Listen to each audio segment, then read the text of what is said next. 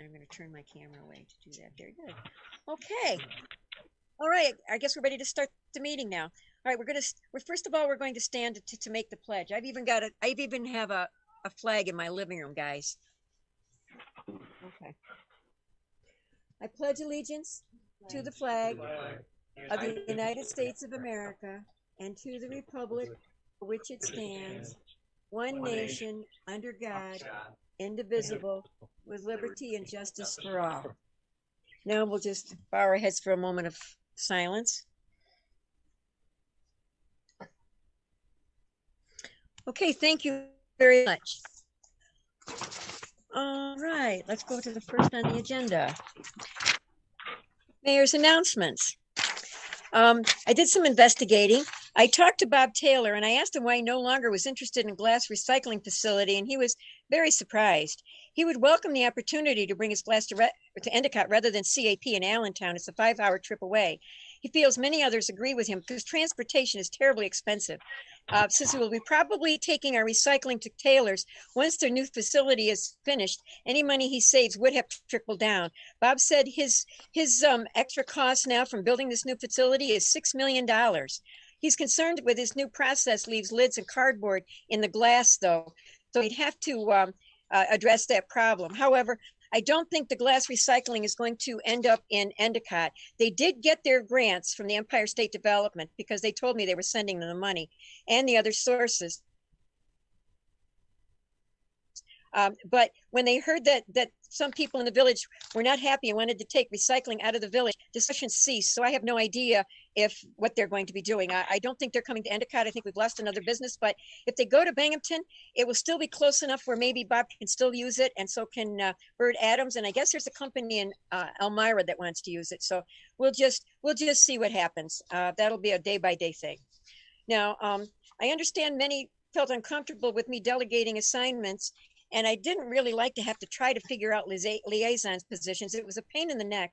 So after talking to Bob, I found out that I don't have to do that. I can get rid of half of my committees. We don't use them anyway. So from now on, everybody gets to do whatever they would like to do. I think it's going to help us all. I think it'll be really great to streamline everything. And all the boards don't need liaisons because we get all the boards in minutes when they send them to us. So I think that'll help us a lot. So, I mean, it's a good way to streamline everything. Now, last week, I was invited to a press conference at the Southern Tier Community Center, and they told us about all the services and the projects they have planned. We also got to see all the drawings. Anthony Panicia is like the best architect I've ever seen in my life, and he's going to be their architect, and we saw some his drawings.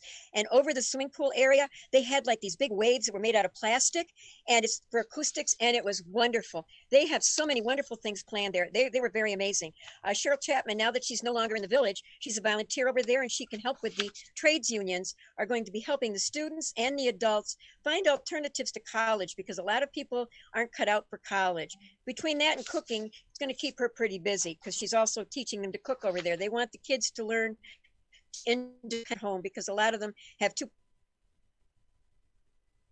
parents who work, and the Southern Tier Community Center thought that would be a good way to help them out. So this is really going to help. They're also helping with Endicott Proud and getting people the GEDs so we can get people educated. A lot of these people have quit school early, and now they're realizing they need their high school diploma. So the Endicott Proud has, for the past few years now, had a program where they help people study for it. And we've had a couple of people graduate. It's been very nice. Now, another thing, years ago, Mayor Carino had a project where she got a hold of a whole bunch of trees. I guess it was through a grant. And she asked us if we wanted a tree plant in our median. And a couple of people have contacted me that they would like trees in their median. Now, I'm going to be talking to Cornell Extension for the Washington Avenue project for our trees and our bushes that we're going to put there that will not hurt our infrastructure. So I'm going to ask them what else we could put on our median. And if the budget allows, we will be asking the residents in the village if they would like a tree in their median, and we'll see what we can do for them. It's just something that's not going to hurt our water lines and our sewer lines and stuff like that. But it would be really great if we could help spruce up the village that way. So I think that'll be a nice project. And that's really all I have to say. So let's go on. Let's go on to our trustee comments. Trustee Konechny is not in the boardroom, but she is on her phone, I understand. So Trustee Konechny, do you have any comments to make? Hi, everybody.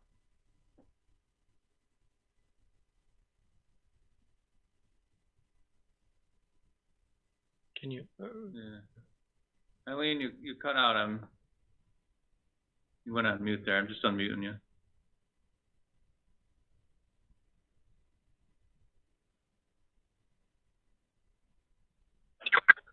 Okay, go. here I am. Yep. Sorry about not being there tonight. I just feel a little bit under the weather.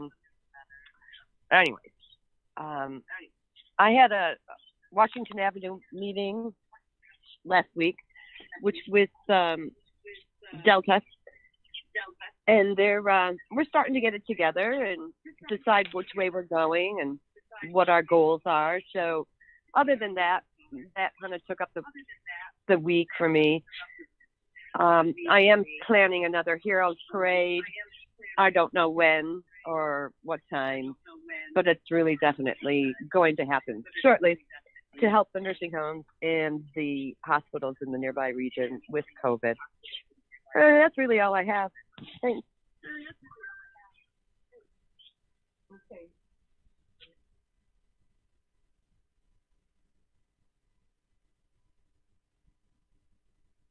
Okay. Thank you. I'm trying to unmute so I don't mess everybody up. All right. Next, let's see. Nick, what would you like to comment on? Okay, good evening. Since our last meeting, I have fielded some resident complaint calls regarding garbage and sidewalk snow removal issues. I've also had a resident contact me about possibly changing the code to allow chickens, which I haven't had any time to research. I have attended a couple webinars, both hosted by the New York State Department of State, the first on Planning Board Overview and the second on Zoning Board of Appeals Overview.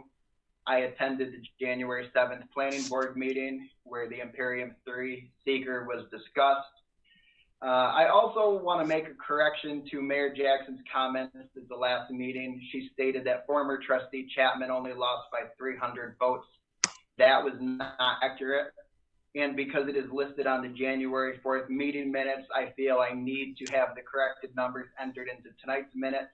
I received the official results from Broome County Board of Elections.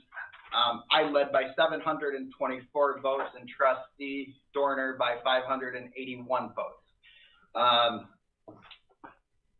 I watched the news this week and I saw a piece about how devastating rescinding the local recycling law would be on our economy. Over the last year, I have learned that not all recycling is created equally. Some facilities pollute, some smell, some are loud, and some are just visibly unappealing. To my knowledge, our village code has never addressed recycling specifically until May 7th of last year, when the village board voted to allow recycling in industrial zones. The problem is the village board failed to instill the proper protections and take effect tonight. There will be 2 hearing visitors, and people in attendance can speak on any village-related subject without submitting topics in advance. Thank you. Okay, Pat, what would you like to comment on? Okay, I got one or two. Number one is listening to your comments from Mr. Taylor.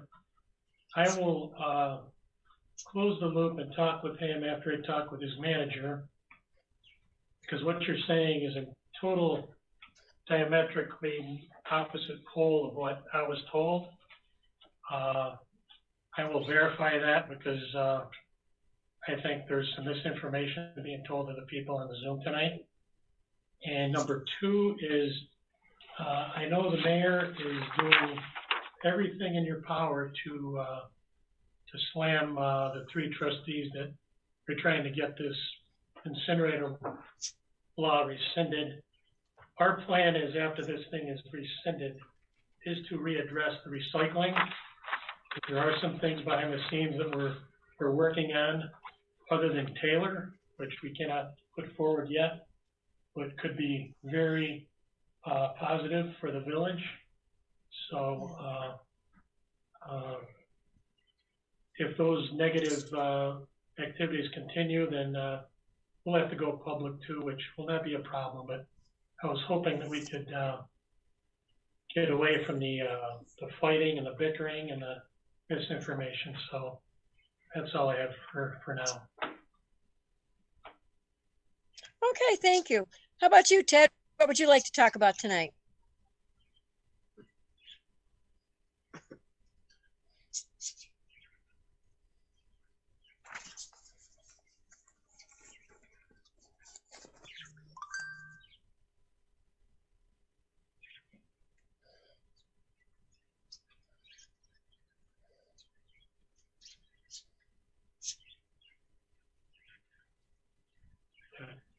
Ted, you there?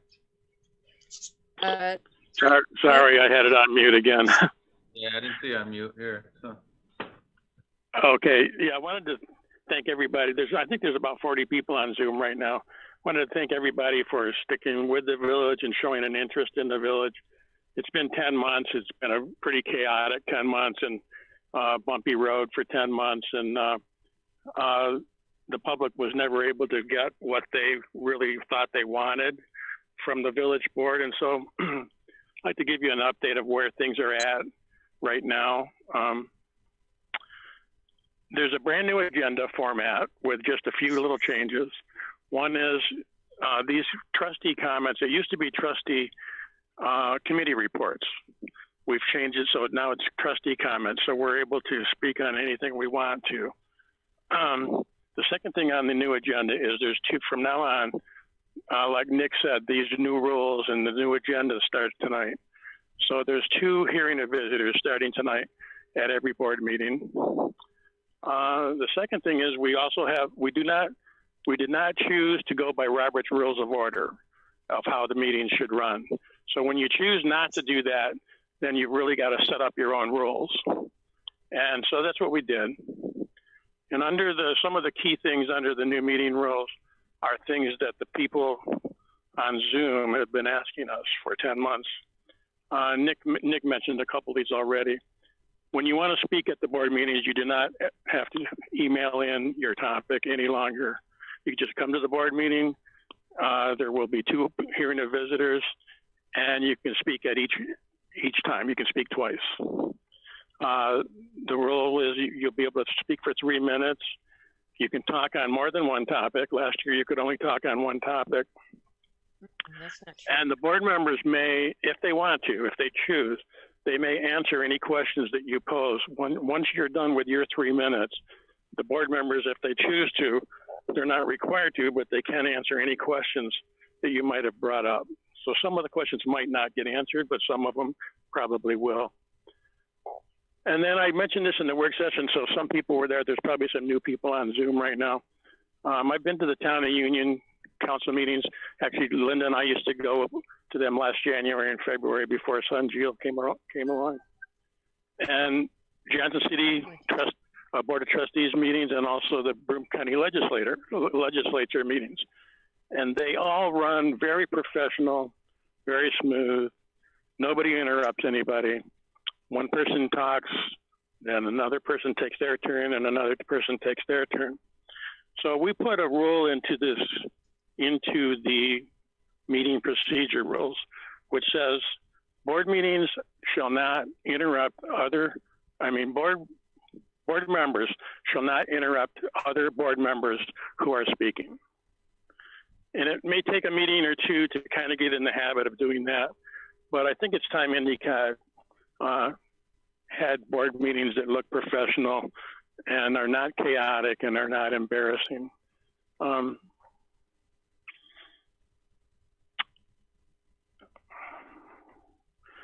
second thing I wanted to mention, there's this notion of board liaisons and Cheryl Chapman projects that she was unable to complete. I made a suggestion, I think two meetings ago, that the mayor really doesn't have the authority to assign jobs to trustees. We're pretty much on an equal basis. We can't assign jobs to her and she can't assign jobs to us. So, and it came down to, we've had these things called board liaisons for years and years. And what this is where a board member takes on one of the village committees and goes to the meetings and comes back and reports to the board what happened at the meeting. And those really are not anything that's legal. Somebody invented it years ago, and we've been going with it for quite a while. And I happen to think I like it. I think it's a good idea, but they're not a requirement. And then the jobs that Cheryl, or the project Cheryl was working on, Linda assigned those to us at the last meeting, which that's not allowed. So my suggestion was back the last meeting was we put all these things on a list, and the board gets to volunteer to anything they want to on the list.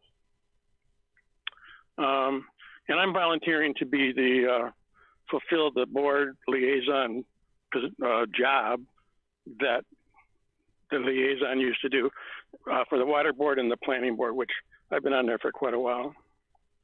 All the board members can attend any of the committee meetings that the village has. Nobody is banned from any meetings. Then there's this other thing called Mayor's Advisory Committees. Linda has 13 of them on the list, I believe. These committees are legal. They're not set up by law or anything. And the job they have is to give advice to the mayor. That's it. That's their whole job. And as a result, they weren't voted and approved by the village board, so they're not allowed to spend any village resources, any village money in whatever they do. So they can't use a meeting room, they can't use the office space, they can't use a village phone, they can't use a copy machine, they can't ask for a village employee to come to their meetings and give them suggestions. They can't even have a space on the village website because that's a cost to the village, and the board didn't approve that. The board of trustees cannot abolish those committees. They're perfectly legal. Whoever is mayor has the right to have those committees to give them advice. And so really when it comes down to what they can do is talk to the mayor, give their opinions, give their suggestions. So what we're going to do tonight is we're going to form some board advisory commissions. Now these will be voted on by the board, approved by the board, and so they will be able to use the village boardroom for meetings, or maybe the copy machine, or any other things like other committees do. And these are created by the board. They're going to be directed by the board of trustees, and they may use village resources. We're going to set up 4 of them tonight.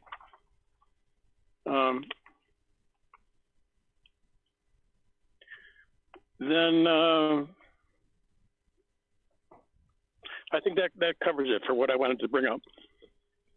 Again, I'd like to thank the people that are on here tonight for showing this big interest in Endicott. I've been going to board meetings for 20 years. We've never seen 38 or 40 people at a board meeting ever, unless it was a big topic. And we're getting a steady 35, 40 people coming to these board meetings. So that's great to see people interested in what's happening in Endicott. So thank you, Linda. You're welcome. All right. Now, Anthony, would you like to give us any report? Yeah, just a couple things I wanted to bring up. First off is one of the projects in our Greater Binghamton Fund Award was for a Washington Avenue infill project.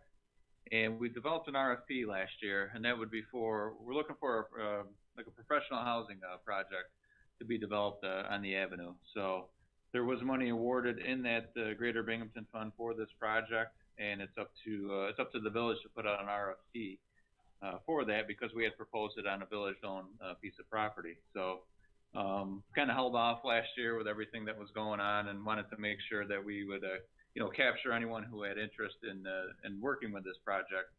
So I'd like to put that out this year. We already had it approved a while ago by the board, and that's just for the RFP to go out. Once the RFP comes in, then we decide, we can meet on that, decide if it's the type of project we want to do, and if it meets our guidelines. And we also incorporate the Department of State with that as well. So, so we'll just kind of let everyone know we're looking at putting that RFP out probably within the next week or so. And then it'll be probably 2 to 3 months before we ask for proposals back. So it gives a developer time to, you know, to fine tune their proposal and present something back to us. So just a heads up on that. That's, you know, trying to move forward with some of these projects that were awarded so we can, we have some new development in Endicott. Had a meeting last week with the Broome County Metropolitan Transit Study. The Village of Endicott was selected as a pilot community for what was called a sign inventory, which is a new program that the BMTS is undertaking. And they, like I said, they had selected the village to do that. So it actually took them most of last year to do that. And what they did is they identified and categorized every traffic sign in the Village of Endicott. So that's all your stop signs, your speed limit signs, your no left turn signs. I mean, pretty much everything that's in the village that falls into that was categorized. And there was over 2,700 signs that were done. So we had an initial presentation from the BMTS last week. It was pretty interesting. It's all done on like the GIS mapping. So it's a separate program just for this. So it'll help us when we do projects. We can identify, you know, signs that are worn or need to be replaced. They actually did all parking signs, 2-hour parking, 1-hour parking, you know, no parking, and then everything like that was done. So it's pretty interesting to see that all on one map. And it'll help, you know, parking committees. It'll help our redevelopment committees to see that. So so they're looking at how they can give us the program, because like I said, it's on GIS right now. So if they share it, it's a public document. So we want to see how we can gain access to that, so we can be able to edit and change. Like as signs are updated or things are changed, we can go on and update that ourselves. So pretty interesting. There's Chief Gary and I who were on the call, or who were on the meeting, just to kind of see how it worked. We'll be incorporating anyone else who wants to see it, and some of our department heads as well that'll be working more with that. So interesting. It was nice that they picked Endicott for their first kind of go around of that, and it was really a neat project. So so we'll have more on that in the future. And just back to Broome County, I wanted to thank the Broome County Health Department. They allocated us $16,000 through a grant for the Creating Healthy Schools and Communities program this year, and we used that for sidewalk replacement throughout the village. So it offset some of our costs that we had budgeted for sidewalk improvements. So just wanted to thank the Broome County Health Department for working with us on that. We were unsure if the funding was going to go through this year because of obviously everything going on, budget cuts, but they were able to allocate $16,000 for us. So that's the second year in a row we received funding for that program for sidewalk replacements in the village. So definitely appreciate that. And then just the incentive we went over, that's on the agenda. Retiree health insurance program, that's on there as well. We can go over that again as we get to it if you want. And just the last piece of information I have, I got an email this week from the Office of the State Comptroller, where they identify their 2% tax cap for your upcoming budget year. So for us as a village, we're a June 1 budget, and for anyone in that category, our 2% number is actually 1.31% this year. So the tax cap is 2%, or the inflation rate, whichever is lower. So this year with inflation being lower, our tax cap number is lower as well. So 1.31 is our number this year, and that's on the levy, not the rate. But we'll get to that as we get into budget over the next few months. So, and that's all. That's all I have. Did you say we're going to get to that? Okay, thank you. That's the plan. No. Bob, do you have anything you'd like to comment on? A couple of updates, Mayor. One is with regard to the recycling law. After the last board meeting, I went forward and sent the 239 review documents to the county. They're currently conducting their review. They've got a 30-day period to do so. I'll touch base with them this week to get an update on that. The local Village of Endicott Planning Board will also need to review the proposed law and report on it. That's set on the agenda for this Thursday night at the Planning Board meeting. In addition, I prepared the seeker documentation. I've circulated that to the mayor and all of the trustees. That is something that we're going to want to bring up at the next board meeting following the public hearing. You should all have copies of that as well. I'll also be preparing a resolution for the approval of that recycling law, which is what I would do for any law that's following a public hearing. So that I'll be sending to you at some point before the February 1st meeting. In addition, at the request of the village board, I drafted a law for the changing the procedures for governing board meetings. I circulated that to the mayor and the trustees last week. I don't see that we have on our agenda that law. If you want to move forward with it, you would want to make a motion tonight to schedule a public hearing. And then after the public hearing, it can be voted on. That kind of law does not need 239 review or a planning board review or a seeker even. So it can just be approved after a public hearing. I'm going to be conducting a training session for the planning board tomorrow at 1 o'clock. Just FYI, I've been preparing on issues that come before the planning board. And lastly, I've worked on the Imperium 3 matter with the planning board. There's a correspondence in your packet regarding that. It has to do with the lead agency status. And the question is which agency is going to be lead for that project, DEC or the planning board. And that's still yet to be determined, but the planning board found that it would be more beneficial for the DEC to be lead agency given their expertise and their staffing. So that's all I've got. Okay, thank you, Bob. Yeah. Okay, now we don't have any public hearings tonight. Do you? I had a question on that, Mayor. Oh, Mayor Pat has a question. Talking Sure. about the speaker information, is that supposed to be in our packet or?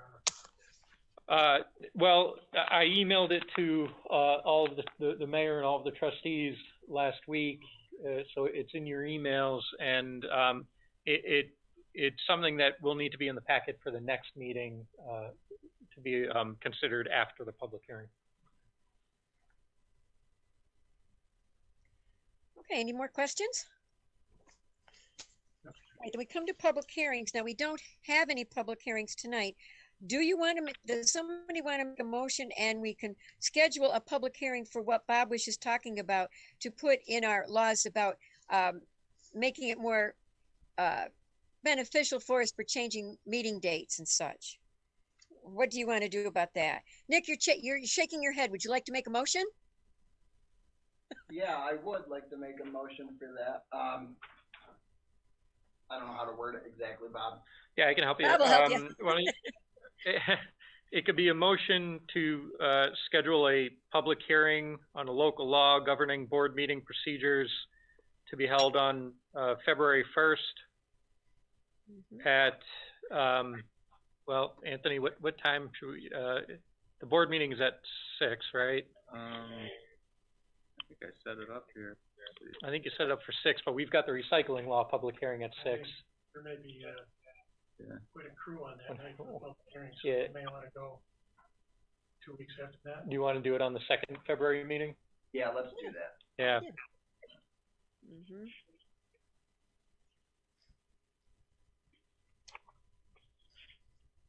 Okay, so that would be February 15th at 6 o'clock. So I'll restate that. It's a motion for a public hearing for local law governing board meeting procedures to be held on February 15th at 6 p.m. I think that should be 7, Bob. 6 would be the work session. I thought we were changing that. Aren't we looking to change that going forward? Yeah, we can change it right now by resolution, I think it said. Yeah, I think you're right about that.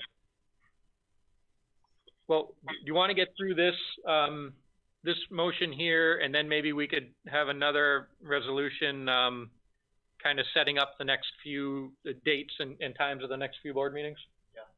Yeah.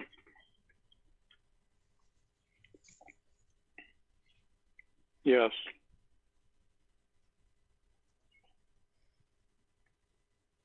Okay, then let's make this motion and then we'll get a second.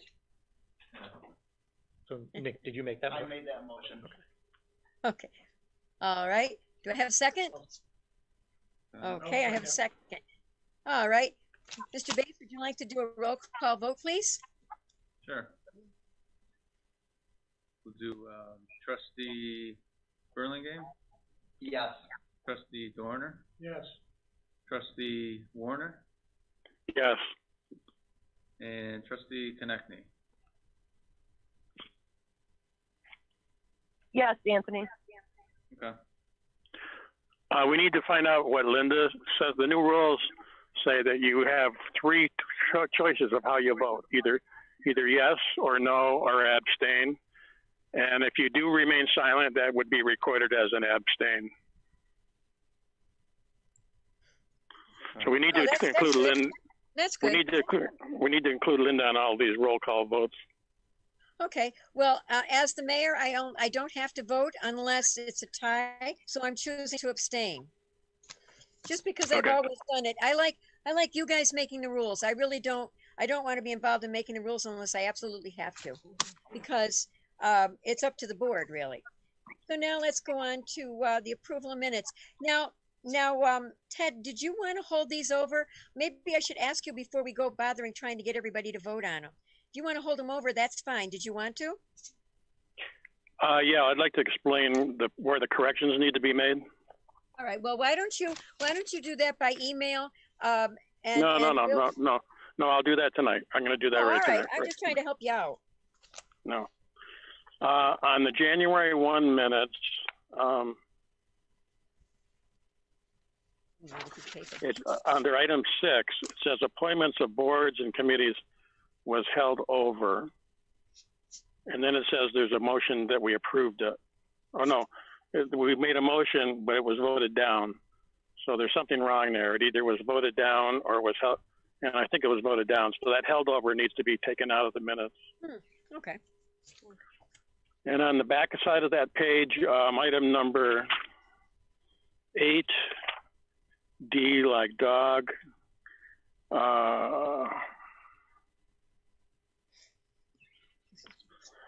It says the clerk, this was a motion to hire Cheryl Chapman as a clerk. And so we need to specify in there exactly what that vote was on. All it says is clerk hiring. That really doesn't tell us anything. What would you like it to say? Wait, it says a motion to hire a part-time clerk was made by Trustee Connect, seconded by Mayor. I just think it should be added, a motion was made to hire Cheryl Chapman as a part-time clerk. Does it matter who it was? I mean, that was what the motion was. I only put her name in because I thought that you should know who I was going to hire. I don't understand why it's a problem. You said no, and that's fine. We didn't hire her. It's okay. I mean, a vote's a vote. You voted down. I said, fine. It's fine. Now, what else would you like to change? Because you said on January 4th, you had something too. I'm back on item 8D. It needs to say what we voted on. This is if it's not in the minutes, that means it never happened. So it needs to be in the minutes. The wording needs to change. This says a motion to hire Cheryl Chapman as a part-time clerk was made by, and so on. All right. So we want to have that changed. Down below that, under 8E, there's no item number on it. It says board meeting procedures. A motion was made to approve the board meeting procedures. Okay, that was held over. So okay, and the next one, the agenda was held over. Okay, so that's the reason for that we need to correct the minutes for January 1. So then on January 4,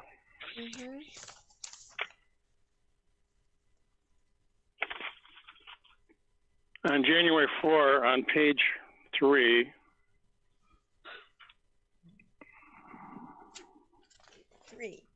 no, that's okay. Never mind.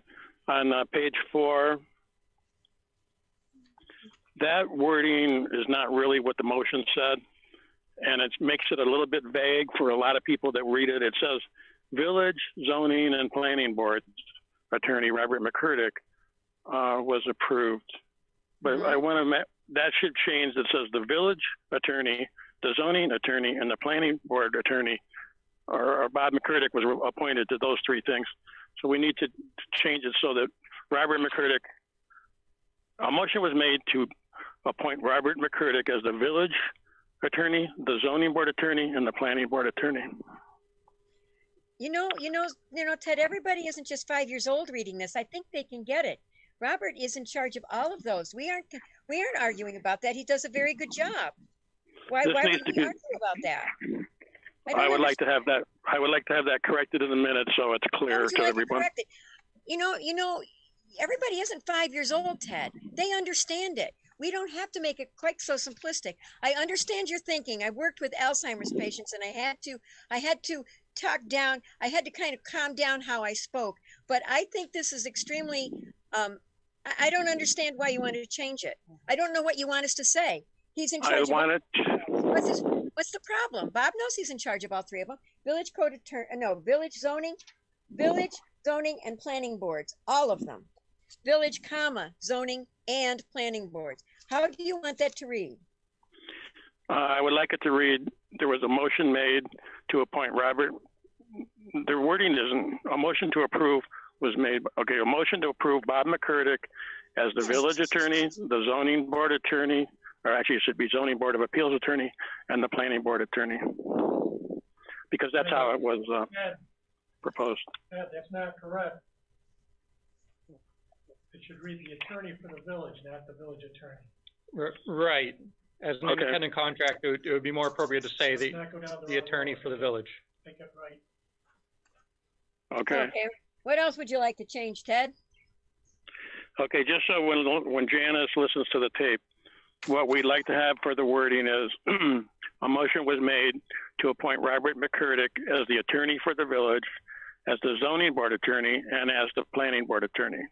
And just to be on the safe side, why don't you write that into an email and send it to her tomorrow so that she will have the exact wording, and that way she can do it for you so you will understand it. That way, yes, there'll be no mistakes. Yes, I can do that. Very good. So then over on page 5, no, we do have a rule, Linda, of not interrupting. So I'd like to finish my points here of why I'm holding the corrections that need to be made. And then if you want to comment, you can do that. On page 5, in the middle of the page, meeting procedures, that needs to be, we approved the meeting procedures. So the entire meeting procedures needs to be stapled in the middle of the minutes prior to the page that says adjournment. So I would like to have, and I did ask for that anyway, that did not get done. So I want these in the minutes so that it'll go onto the website, and so that everyone can look on the website, or they can also look back to old minutes and see these in there. And it's the same problem I have with item number 4 at the bottom of the page. We approved a new agenda format with 3 or 4 changes in the format that we will use at every meeting. That should also be attached in the middle of the minutes prior to the page that says adjournment. And I think I have,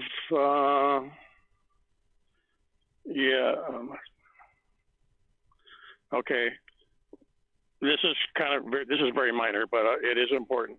Item 16, adjournment. Starting tonight, when we do the adjournment, we would want to do a roll call vote, and then have it recorded in the not for these minutes, but in tonight's minutes. So anyway, those are the reasons for holding over January 1 and January 4 minutes. Actually, I don't need to hold them over because they just need to be corrected before we can look at them. So if you want, I'll get in touch with Janice tomorrow on all of these items. That would be great. That would be great. But I think we should hold it over and then vote on the corrected ones. I don't think we should vote on them until they're corrected. So we're going to hold them over. Well, what we can do is if you want to make a motion to vote on them, go ahead. It's up to you guys. You guys make the decision. Okay, well, we'll make a motion to vote on them, and we'll second it, and then we'll vote no on the motion. No, I Well, make a motion, we hold them over. If there's no motion, Let's vote on the corrections. Let's wait till they come correct. Yeah. we can, if there's no motion to approve them, we could just move on and it'll come up at the next meeting. Yes, yes. We'll just hold them over and then when they're corrected, then we'll vote on them. That'll save a lot of time. Especially since we have to roll call. Well, Okay, that creates well, creates a problem because if you hold them over and then they come back they'll come back at the next meeting as a new document. So then they will be able to be held over again if the corrections are wrong. Or you could make the corrections then like you wanted to tonight. So you'd have to make less of them is what I'm thinking. I don't think we want to run meetings that way anymore. When we vote on something, we need a clean sheet, a clean document with no crossouts and no fill-in with handwritten words. So when this gets correct, well, held over. When this gets corrected, it'll come back at the next meeting. It'll be a new document, so it's not required to vote on it. And if there's more changes that need to be done, it can be held over again. I guess that's the point I'm trying to make. Okay, should we go on to communications for filing now? Okay, communications for filing. That has a comment here. Can I make a? Okay, sure. I can't hear him, I'm sorry. And add with this, what we get email a copy to the clerk, get a draft of the fixes, and if they're okay, let's get on with the next meeting. We're monkeying around with minutes. True. Let's get them done. Very good. Tabling and Spot on. let's prove them and before the Monday meeting, so we know they're right. I agree, Pat. Very good. Thank you. Thank you. Okay, now we'll go on to communications for filing. May I have a motion to approve those?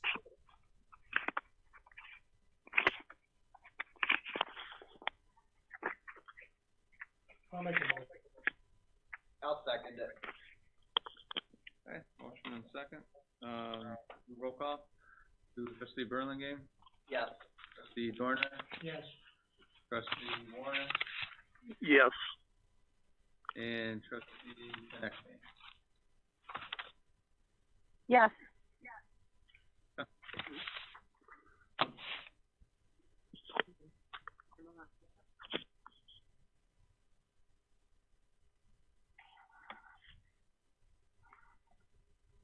Okay, now we're coming to communications for action. We have the retirement incentive and the library appointment. So we want to do the first one first, the retirement incentive. We talked about it at work session. Does anyone have any more questions on that?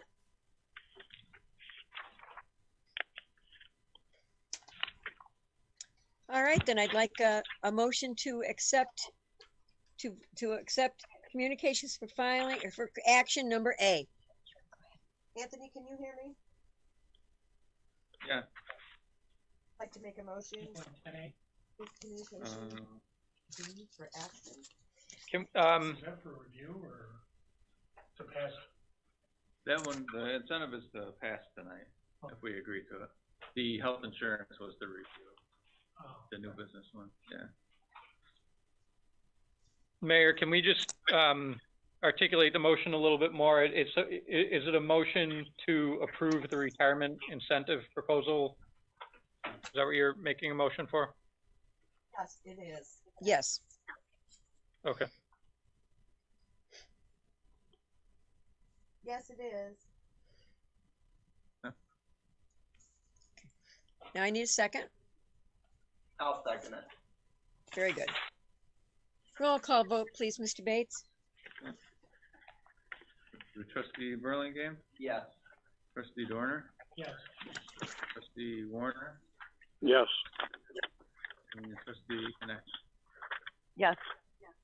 All right, now the second one for communication for filing is the library appointment of George Snyder. I would like a motion to approve him. I'll make a motion to approve the library appointment of George Snyder. I'll second that. Okay. Roll call. Trustee Burlingame, Yes. Trustee Dorner, Yes. Trustee Warner, Yes. and Trustee Connect. Yes. We have no bids tonight, so now we come to paying the bills. Deputy Mayor, would you like to pay the bills? I will make a motion to pay the bills. Thank you. Second. One second.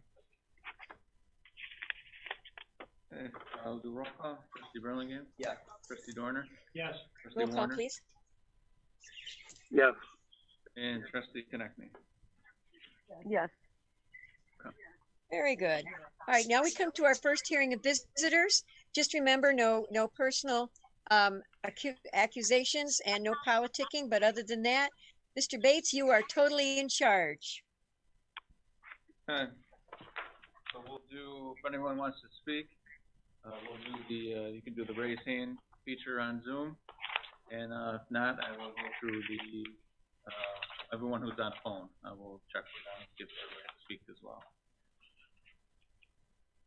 So if anyone wants to speak, if you could do the raise hand feature and we'll get to you. I wonder if everybody on there knows how to use that feature on I Zoom. see Mr. Visser raising his hand, so I'll start with him.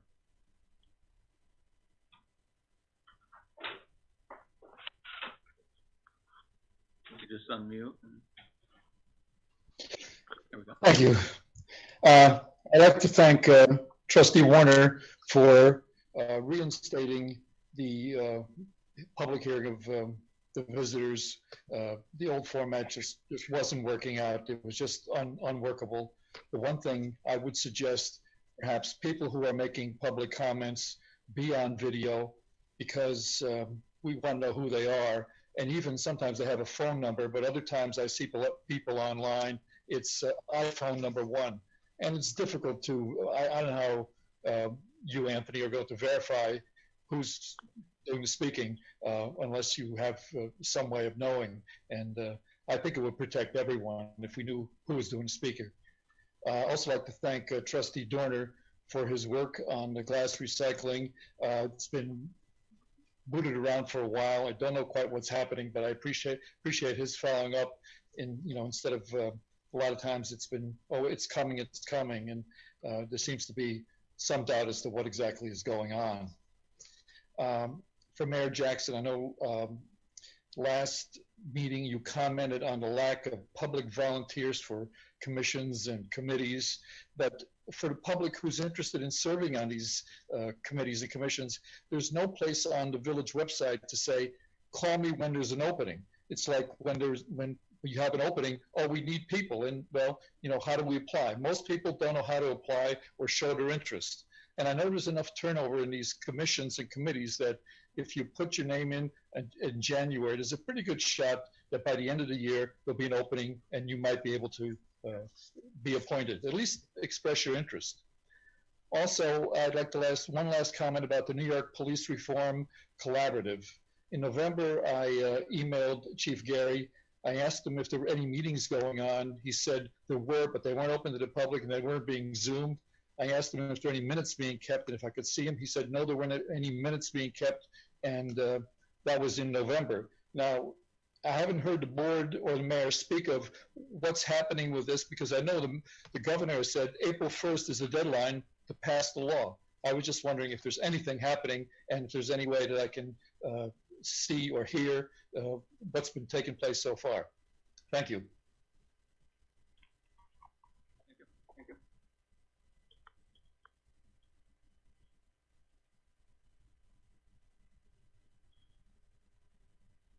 Okay, go on here. Let's see. And just a reminder too, there is a 3-minute limit on all the, I don't know if we went over that in the beginning, but just to remind everyone on that. Okay, Next I have Ellen Taberry. Hey, Anthony, can you hear me? Yep. Just actually one quick thing is I noticed that the raise hand feature on the new version, a newer version of Zoom, it's under reactions. It's not where it used to be. So just in case people are looking for raise hand and they haven't found it, check reactions. Anyway, my comment is a quick one. I'm curious, and I don't know if anyone can answer this today or not, why the Endicott Visitor Center hasn't been open for the entire year since COVID. I mean, obviously it was closed originally because of COVID when everything was, but I think it's still closed, and I'm just curious why it's still closed, because that's a nice place for people to go in the wintertime when they just want to get out. And obviously you'd have to social distance and everything, but I just think it's they've done such a nice job in there that and it's kind of for naught. I mean, I know that there's probably events going on the other side, but I'm talking about the museum itself. And that's I'm all set, Anthony. Okay. Did you want to answer that, Linda?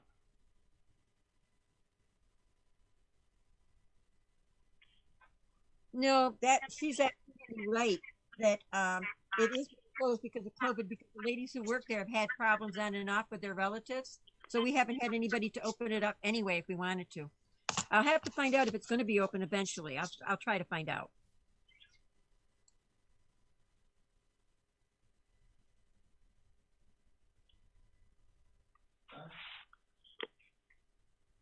Okay, anyone else like to speak on any topic?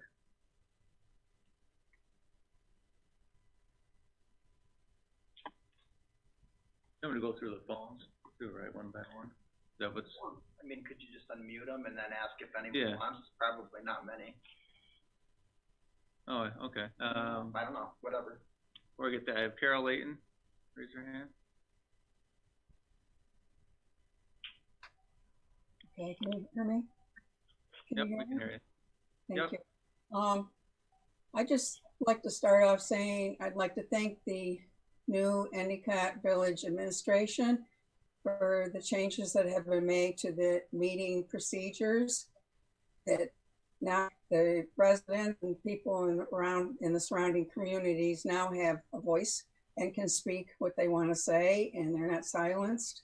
And it's much easier to be able to speak now because we don't have to submit a topic beforehand. And it just seems like this is the way it should have always been. And it just seems like because of COVID, it's been stifled, which is not really fair. I'd also like to say that I noticed on the website that things were changed on the website. So I don't know why Mayor Jackson has said they weren't changed, because under Cheryl Chapman, she was listed as deputy mayor before, and now in two separate places, she's listed as mayor's assistant.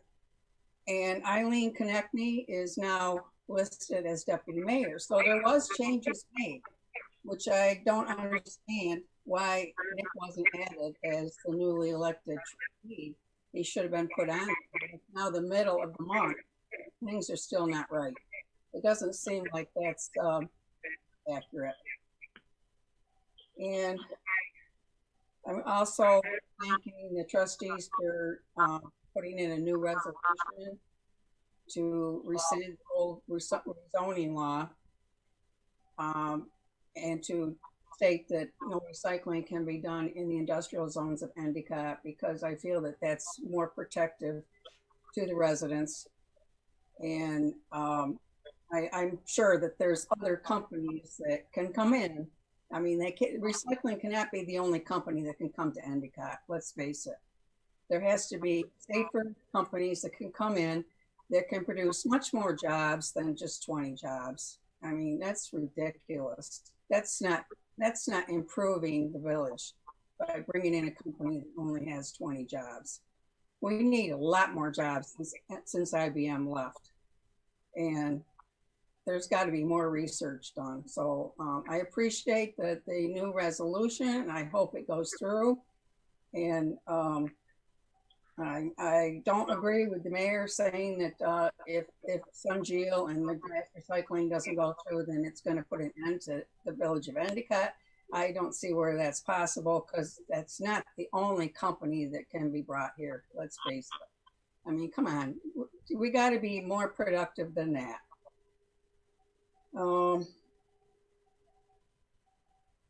I guess that's all I have to say.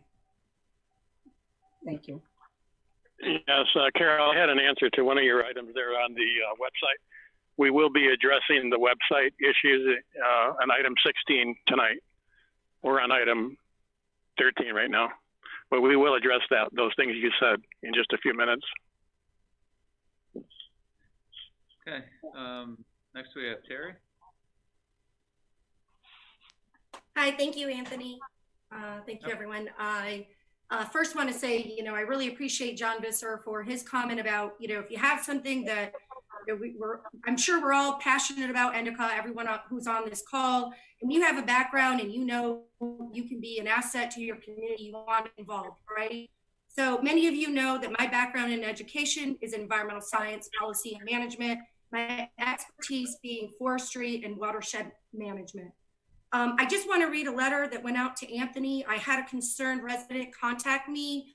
She was instructed to do so by Heather Staley, who is the town councilwoman, really concerned about our neighborhoods, the aesthetics, and many other positive things that we want to address. So Anthony, good morning. I live on South Street in the village and have a few questions for you and the other members of the board.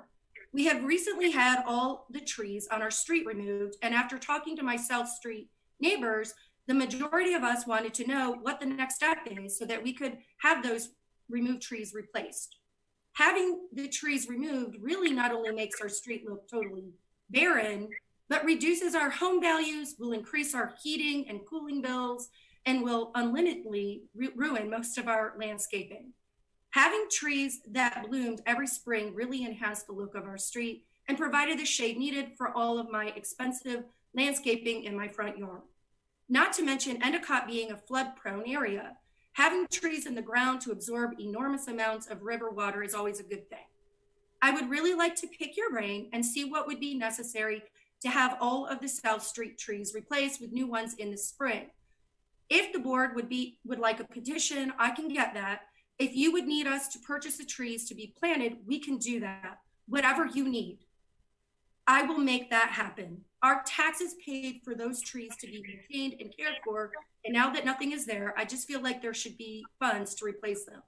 Please contact me anytime. All of us on South Street yearn for replacement trees. Any input or any influence you have would be much appreciated. Just want to let you know whatever I can do to make Endicott a better place for our residents, to feel proud about their homes and the residents they live in. I would be happy to be on any board or, volunteer my time in any way using my background and my experiences and my education. Thank you. Thanks, Terry. Yeah, Terry, I had a comment for you. Hi, how are you? This is Ted. On the South Street, what was the name of the lady that wrote that letter you just read? She's muted. Yeah, you got to unmute again, Terry. Sorry. Hi, Ted. Thank you for that. Her name is Nikki Wales. Yeah, she contacted me too. Or it might have been the same exact letter. I'm not sure. But, and then I had another call from somebody else on the street. And the street's about 3 or 4 blocks long, but it's all in the 500s. And so I drove down by there, and you can't, with the snow, you can't tell how many trees were cut down so far or whether the stumps were ground out of there. But one thing that we should probably find out is were they ash trees or elm trees that were going to be diseased? And the second thing is Linda just mentioned tonight something about a program for making trees available to the village. So that might be an avenue. Oh, I'm sorry. They were dogwoods. They're a form of a cherry tree. They're actually the least resilient to environmental factors. They, what happens is these trees that look for nutrients. Sometimes the roots are a little bit more, trying to think of the word. There are some trees that wouldn't be beneficial there. These are definitely resilient, but I believe they were causing some issues, but all 30 trees were removed. And I did drive back by there today, and there are stumps still remain, Ted. So thank you for bringing that up, because I think it's really important, that we can figure out what our next steps are, Yeah, Linda, do you know why those trees were cut down? There was an awful lot of them. Yes, and I've answered all these people's letters, and I have put it out on and let them all know why they were taken down. We had people who were paying to have $8 every other year to have their laterals cleaned. That the laterals were explained to me by the engineering department as the pipes going from the road into their houses. They said $800 every other year. They were writing me letters complaining, wanting me to do something about it. I had the electric department, the street department, and the water department all telling me about all the damages. So we talked to Bob, and I didn't even have to write those people the letters, but I wanted to be honest to let them know the trees had to go. They were ruining our sewer, and I had to protect the infrastructure of the village. So they were done to protect the infrastructure. However, I do like trees, and that's why I told these people that when I do my interviews with Cornell and we discuss trees, we're going to find trees that roots will not destroy any infrastructure or any sidewalks or get up into our wires, and they will be much more beneficial for the village and for the people living there. And I want to offer these trees to everyone in the village, not just on South Street, because everyone has a right to, everyone has the same rights. So I am addressing it. So thank you so much. So for those that have an interest in that topic, there is a question. Does Linda have the authority to do that on her own? Or should she be coming to the board and asking for their permission or their vote to do that? And we never even heard about it. It was just done without our knowledge. So those are questions that people that are interested in that topic of trees being cut down might want to pursue that. Okay. Just a quick comment. I did speak to the person who wrote that email, and she did say she would send in a petition, which I believe was received today. So I'll check in the morning, make sure they have it down here, and we'll kind of send copies to the board, and we'll have to put it on our next meeting agenda to file it, to officially file it. But I will get that out to the board tomorrow morning, which I believe it's here. So. Okay, let's see. I believe Pat here wanted to talk. Let me see if I got the right.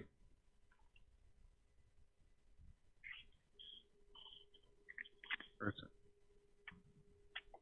Chief, there he is. Yep. Yep, you got me. Anthony, can you allow me to share my screen too? I don't know if you can do that individually or not. I think I have it turned off for the meeting, actually, in the settings. Okay. All right. So I was just gonna, I thought I would answer John Visser's questions regarding the Governor's Reform Committee. So as I explained to John in that meeting, in that email, we've been meeting monthly since July. A group of 22 members. It's made up of clergy, people who have children who've dealt with the Endicott Police Department. The executive director of the Addiction Center Broome County is on it as a representative of, she has a lot of interaction and her people have a lot of interaction with clients that the Endicott Police Department deal with. There are several board members from the Addiction Center Broome County, school board members, police officers, our SRO, Lieutenant Charlie Smales, myself are on it. Union Endicott school board member, as well as administration. I think I said administration.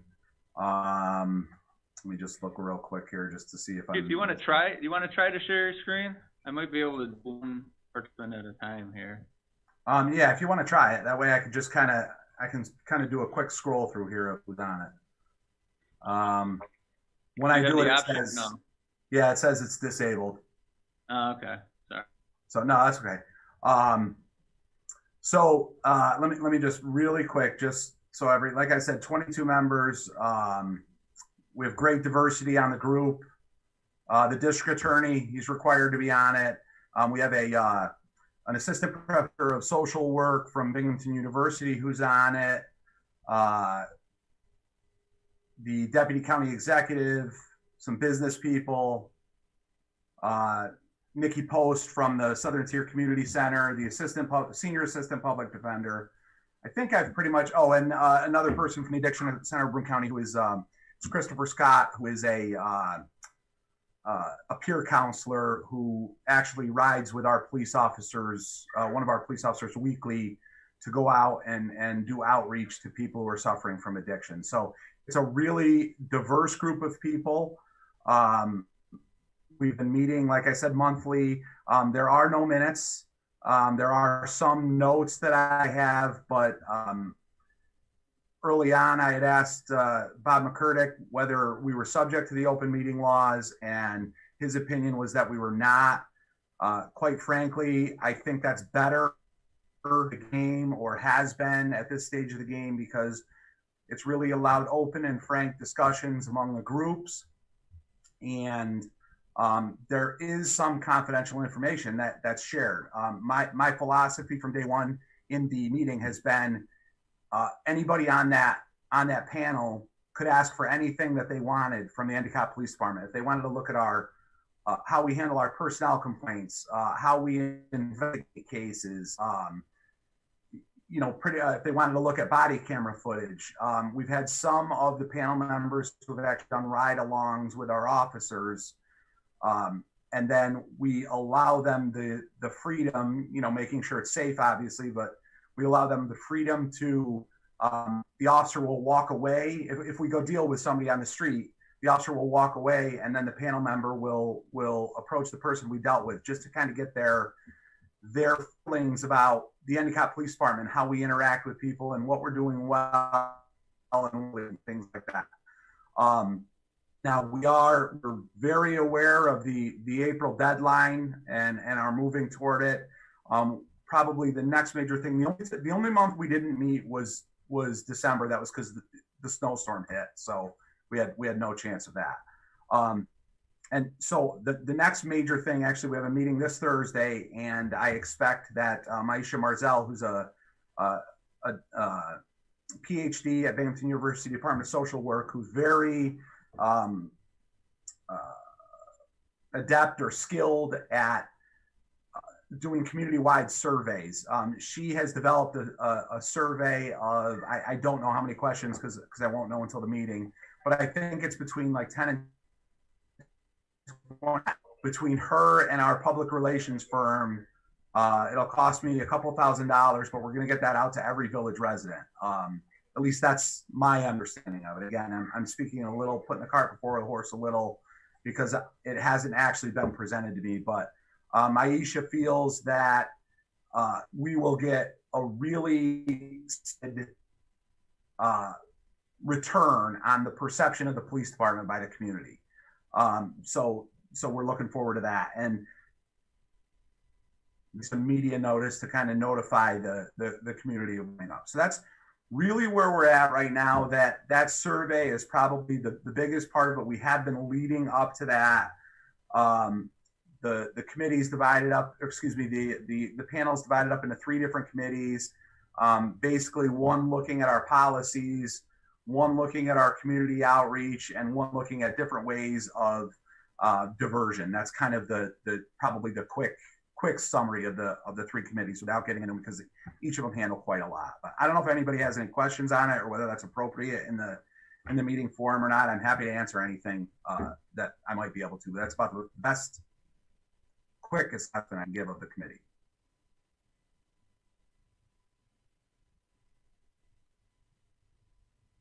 We have 1 or 2 community activists that are on the committee as well. So. Okay, Thank you, Pat. And I want everyone to notice that Pat's still in his uniform, still in his office, still working. Pat, we love your dedication. Thank you so much. And our police reform has been so much better than all the others in all the municipalities that Channel 12 wanted to come to a meeting. And of course, I could not let her because of confidentiality reasons. But she wants to do an interview with Pat Gary on Thursday because she is so impressed with how Endicott is handling this and taking it serious. Our police chief is taking this extremely serious and is really trying to work with the community. And I want to thank you, Pat, very much for that. Thank you. You're welcome. Thank you. That's all I have to say.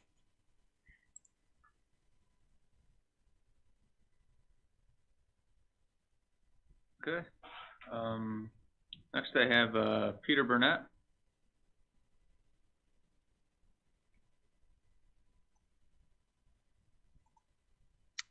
Anthony, hi. Hi. I assume you can hear me okay. Yep, you're okay, good. Thank you very much. And Chief Garrett, thank you for the explanation, and kudos to you and your team for the work you do for our village. It's greatly appreciated, and we thank you very much for that. Initially, I'd like to just reinforce and commend the changes that have been made to the board meeting format, allowing us the opportunity to give direct feedback to the trustees and mayor. I think it's a great idea, and it's certainly a great opportunity for us. Thank you for that. I also agree very much with the effort to recognize speakers during the board meeting and to, as much as possible, not interrupt or talk over. I'm sure I'm speaking for several people here that attend these now on Zoom. It's very difficult to follow the meeting and the discussions when there's multiple voices at the same time. So again, I think it's a great idea.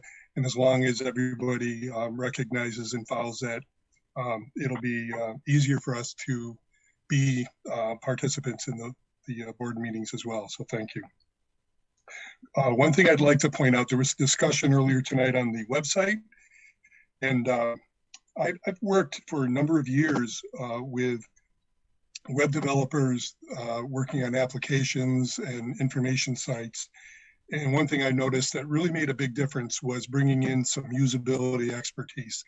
Now, perhaps the people were contrary to that, but my review of the site makes me think otherwise.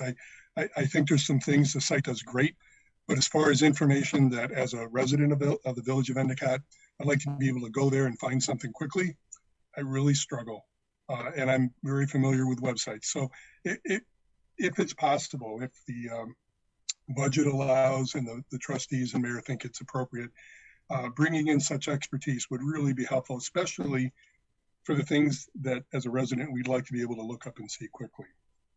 Relying on Facebook probably isn't a great idea. There's a lot of people, I'm sure, in the village that either don't have access to Facebook or don't know how to use Facebook. It probably shouldn't be something we rely on. So the website should be one of the main forms of communication. And I think we would do well to perhaps introduce some usability to it to make it easier. I do want to finally just encourage the mayor and all trustees to make sure we're working together for the benefit of Endicott and its residents. We appreciate all that all of you do, and we look forward to working as a team for the betterment of the village. Anthony, that's all. Thank you very much. Thank you, Peter.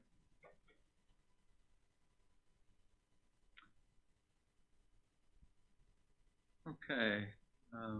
Anyone else? I'll try the phones here.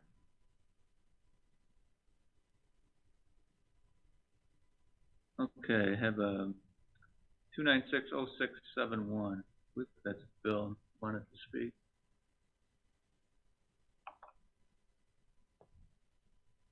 Hi there. Can you hear me? Yep. Hi, Bill.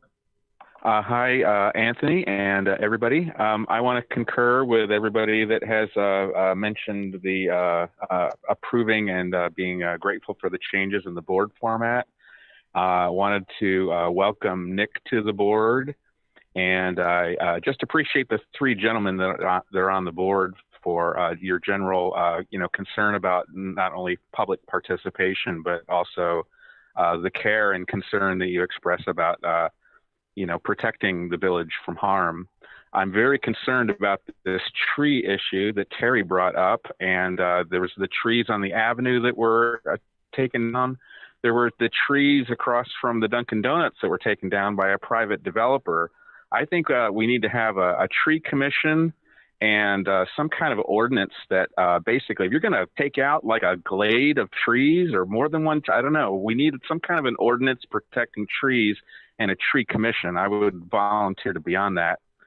Thank you very much to the three gentlemen for advancing, rescinding the recycling law. It's actually, it was a law that was intended to allow this Sun-Geo incinerator because incinerators are expressly prohibited, at least prior to May 5th of, or May 7th of 2020. Now that, you know, there's a lawsuit that's presently before the village right now that even challenges one of the issues of the lawsuit is to say that even with the passage of a local law that basically allows recycling facilities in an industrial zone, well, that's a round hole, and an incinerator is a square peg. So an incinerator, even after that so-called recycling law was passed in a dubious fashion, that incinerators are still not a permitted land use. So there's still a problem with that. So I think we should rescind that. I think we should pass if we change the zoning law according to the recommendations by Frank Evangelisti. It was a half a page of recommendations on the 239 review that came back. That's what we need to do. I think it's excellent recommendations.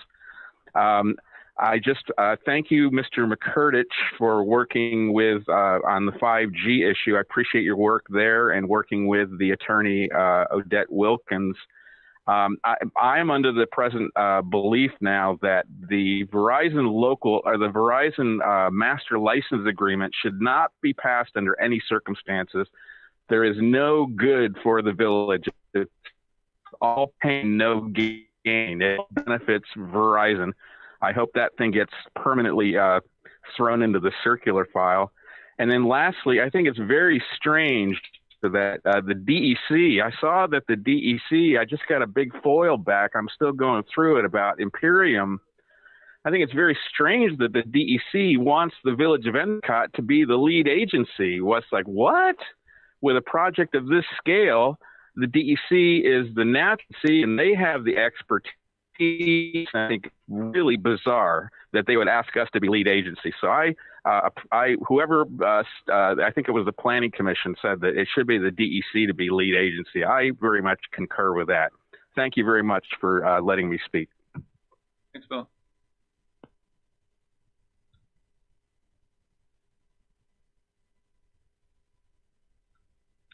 Okay, I got a couple more phone numbers to go through here. So I have 765-3345.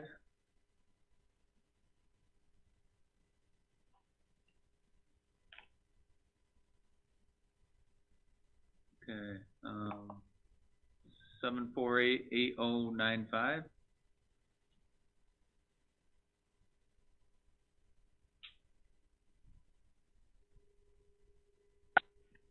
I'm good, Anthony. Thanks. Okay, thanks. How about 239-5091?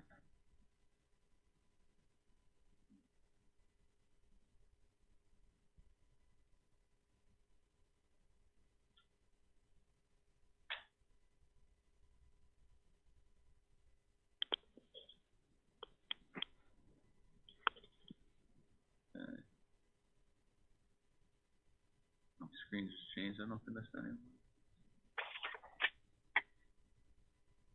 How about 607-621-6759?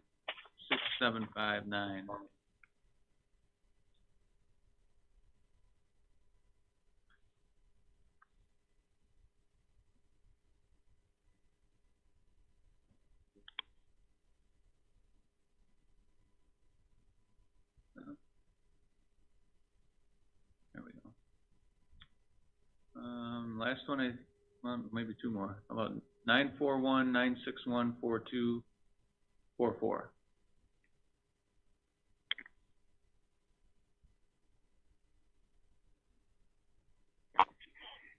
And I just have a call-in user 1, I think is the last one here.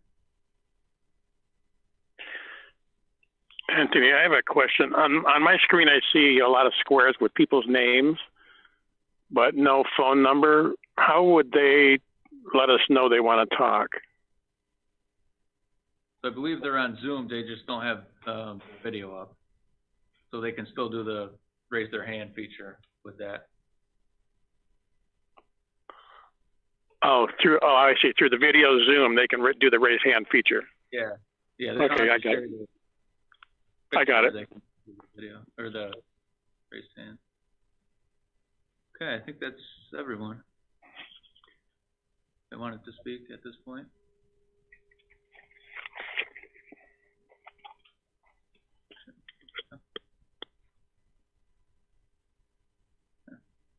And Ellen, thank you for sharing where the new raise hand feature was. I appreciate that. I saw there was some changes with Zoom.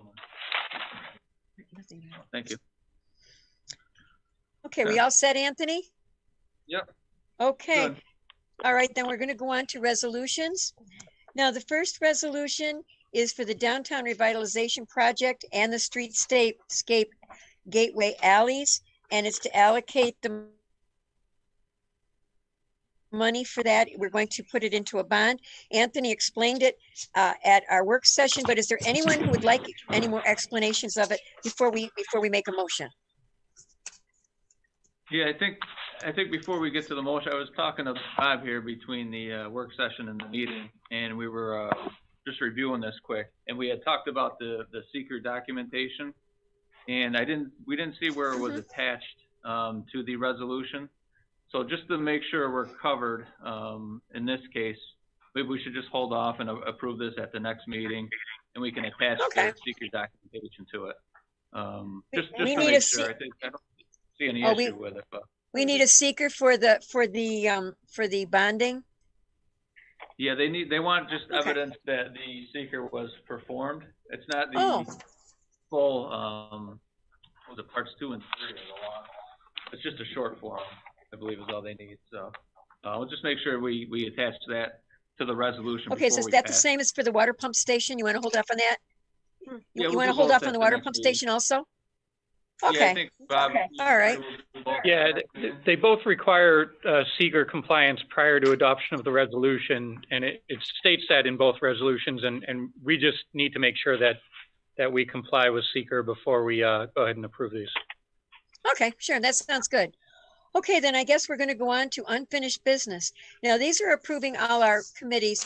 Bob, I would like to have you do this, because that way we'll get it all done in order, and that way you'll have all the information you need to make out the new document that we're going to put on our media. So would you please take over for this? Sure. Just give me 1 second to get my documents together. Right. Okay, so I'll go through each of the commissions at issue. The first one is the Airport Advisory Commission. It's a 5-member commission. The chair is appointed by the mayor, and the other 4 seats are appointed by the trustees. Each of the trustees should have a document that lays out the members that are listed for this commission.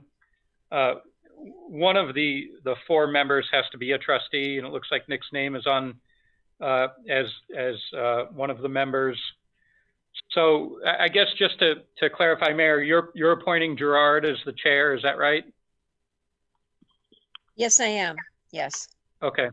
So his term would expire in 2023, and then so there would need to be approval from the trustees to appoint Robert Costio with a term expiring 2024, Bob Wheeler expiring at the end of 2022, Mark Farbaugh at the end of 2021, and Nick at the end of 2025.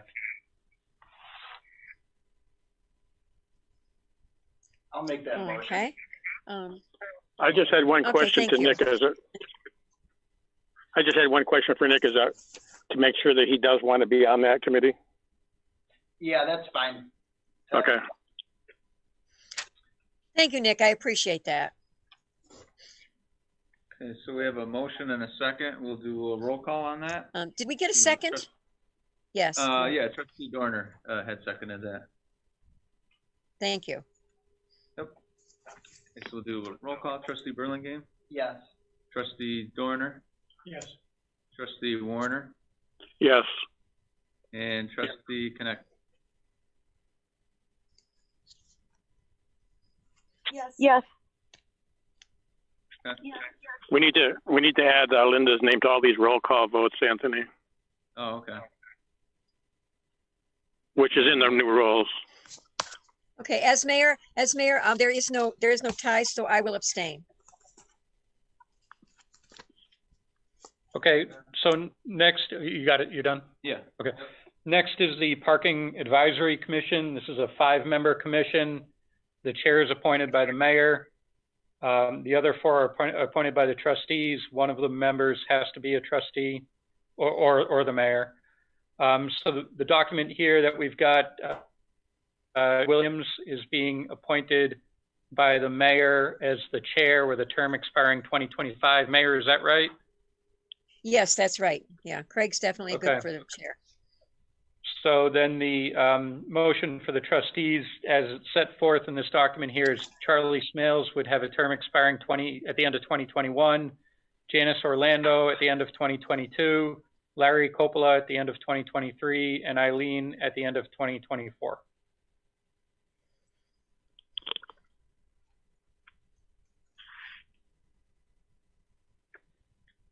Okay, now, does anybody want to discuss anything first before we go on to make it a little easier? Are we doing these? We're doing these one at a time, right? Yeah. Yeah, we're doing Okay, each, so each I'll make a commission by motion itself. I'll make a motion to approve what the wording Bob just said. Okay, I need a second, please. Thank you. Okay. Would you do a roll call, please, Mr. Bates? Sure. Trustee Burlingame? Yes. Trustee Dorner? Yes. Trustee Warner? Yes. And Trustee Connecting?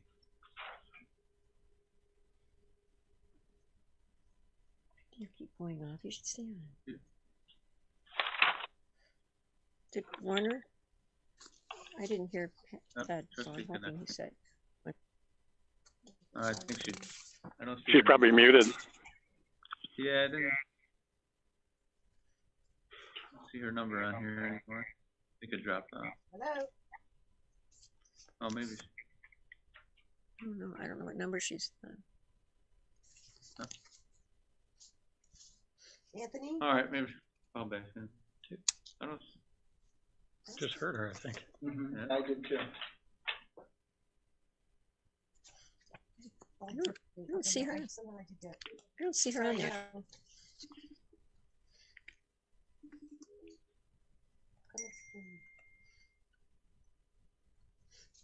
Well, Eileen, come on. We want to get through this tonight.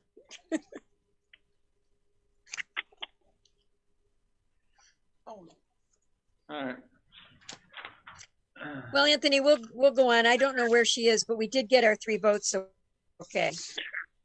Okay, we need to add your name on there to the roll call, Linda.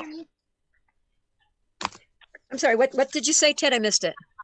Yeah, Anthony just needs to add your name onto the roll call. Oh, I'm the mayor, Anthony. I don't have to vote unless it's a tie, so I will abstain.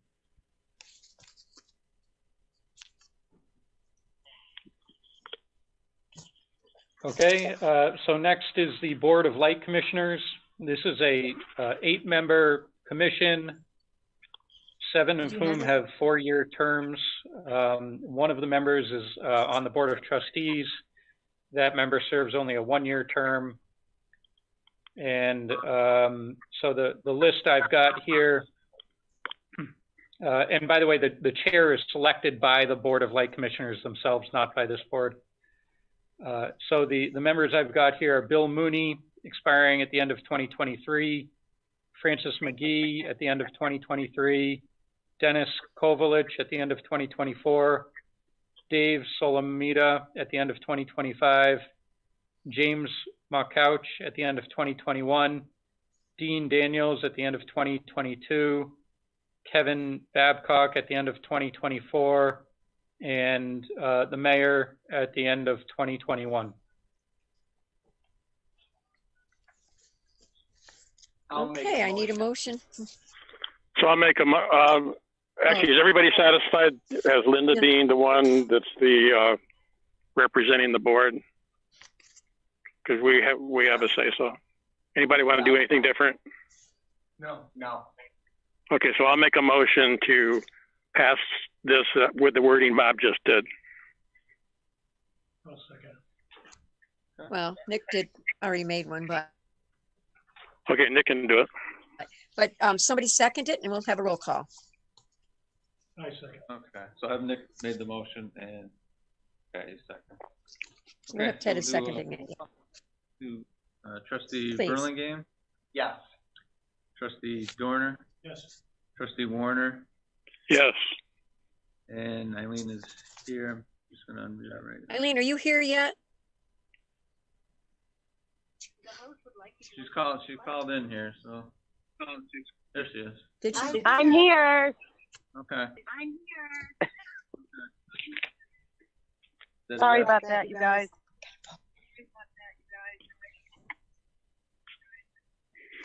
Can we go back and get her vote for the Yes. parking?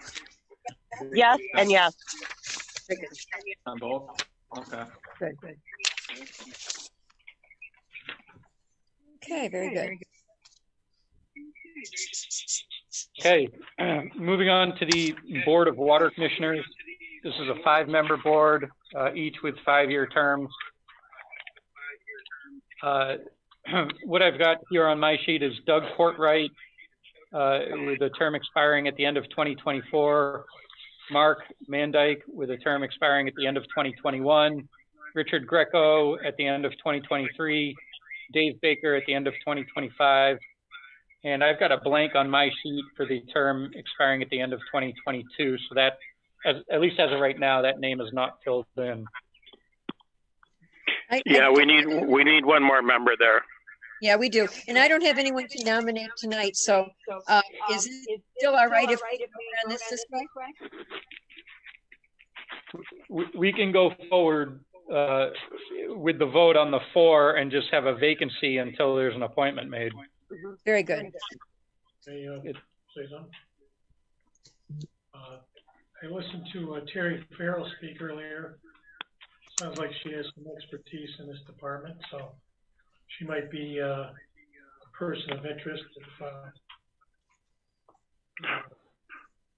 the mayor will see fit to appoint. Yeah, it'd be great to have a good volunteer. Well, we'll take that under advisement. Thank you.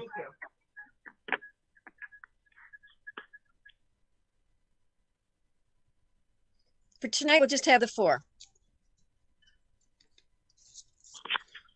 So do I have a motion for this?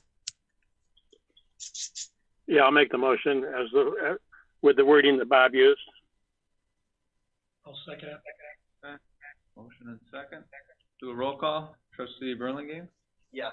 Trustee Dorner, Yes. Trustee Warner, Yes. and Trustee Konechny, Yes. and Mayor Um, Jackson. I'm the mayor. I don't have to vote unless it's a tie, and I am abstaining.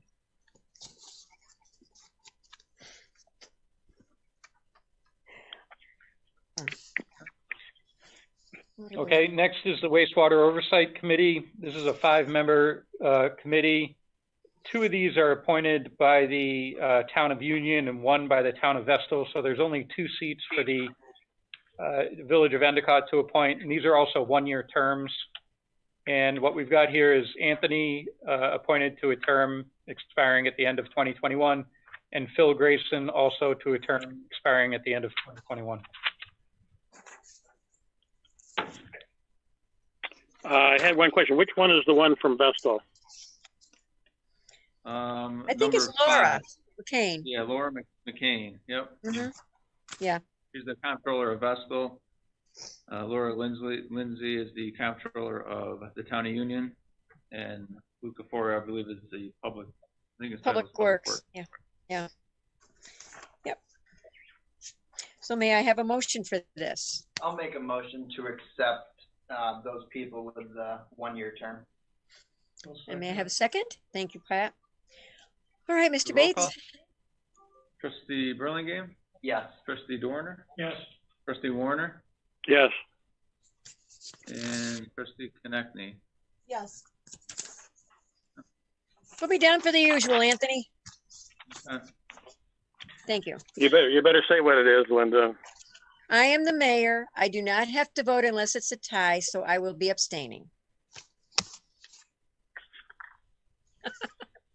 Okay, and so the last one here is the Veterans Memorial Committee, 12-member committee, only one of which is appointed by the village board, and that person needs to be either the mayor or a trustee. On my list here is Eileen, appointed for a 1-year term expiring at the end of 2021.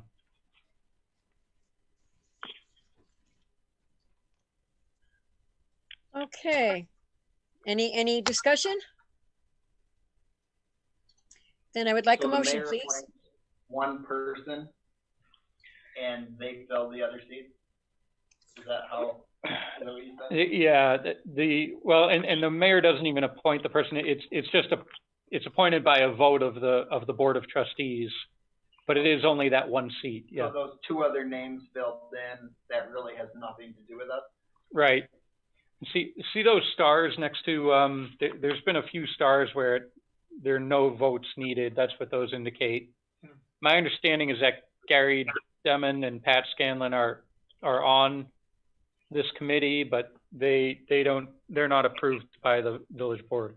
So really, we just need a motion to accept Eileen as our appointment? Yeah, right. So I'll make the motion to accept Eileen Connectney as the trustee member of the Veterans Memorial Committee. I'll second it.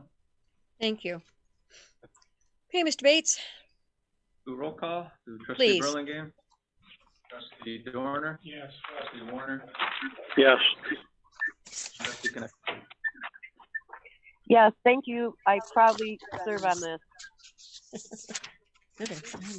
Where am I? Okay, next. We need the mayor's vote on that. Oh, yes. I am the mayor. I don't. Oh, have yes, to vote I unless am it's the a mayor. tie. I don't have to vote unless it's a I tie. will abstain. So Thank I will abstain. Thank you so much. Although on this next one, I may vote. Now, this is old business, and I was talking to Nick about this today, too. I've made a mistake. In the beginning of 2020, I made a mistake. I went from having an independent lawyer to going with a subcontractor, and I should have just simply made a motion. I do want Bob. I do want Coughlin and Gerhardt. I simply would like it in the record so that for our record keeping, it's straight and people know that we want Bob and that we want Coughlin and Gerhardt. I would like to have someone make a motion that we go from having an independent lawyer, as Charlie Collison was, to now going to a subcontractor with Coughlin and Gerhardt and Bob and Mike. And of course, we also have our Mr. Sweeney as our union lawyer. So I would like a motion to go from independent to hiring a subcontractor. That's what I would like a motion for. It doesn't.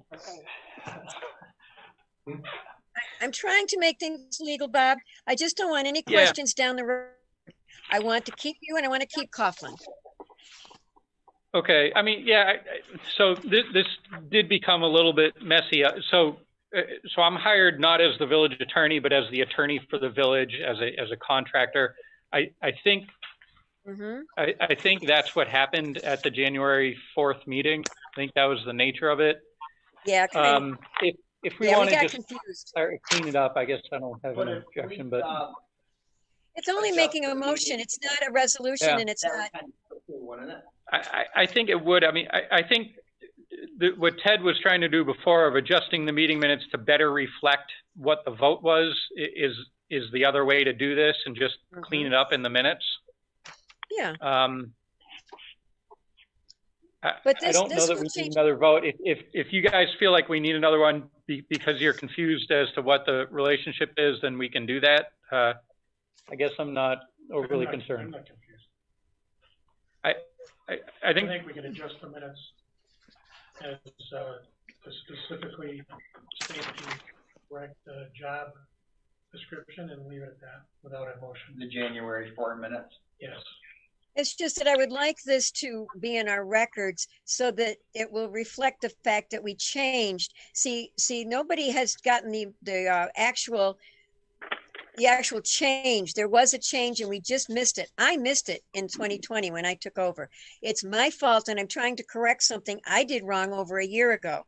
I want to have the records reflect that we went from a private lawyer, private attorney, to a subcontractor. And you all know that I've talked to Wade Beltram and he agrees with me. All I want to do is clean up the record. We're keeping Bob. I'm going to vote for him. Actually, on this one, Ted, I'll actually vote because I want to keep Bob and I want to keep Colin and Gerhard. And Bob isn't going to have hurt feelings over it. He's the one who likes everything neat and tidy. I don't see the problem with making things neat and tidy. But it's up to you. If you don't want to make it neat and tidy, fine. So I'm very Sorry, Ted. I'm under the impression as long as we amend the January 4 meeting minute, I think that should be sufficient. But it doesn't change it in our records that we went from an independent lawyer to a subcontractor lawyer. I think what this thing, the explanation you're giving, Linda, and what's in this document here, I'm very confused and very concerned over even trying to vote on this tonight. I think if you don't want to fix the records, that's fine. May I finish?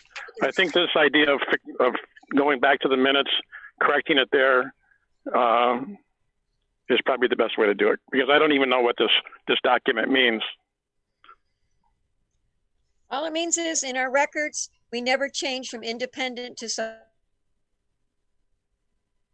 subcontractor. That's all. No problem. Well, I guess I'll have to clean the records up. You don't have to. You don't want to. Fine. I guess I'll have to be more direct.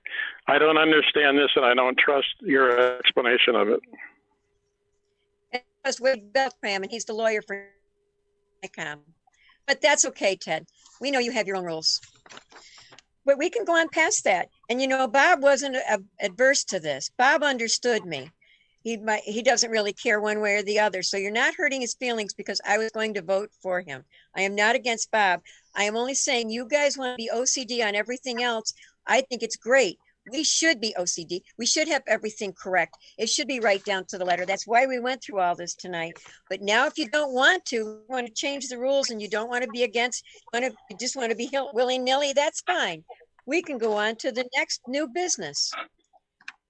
So Mr. are Bates, you would you like to say a little bit about our health insurance? So are you abandoning this document then?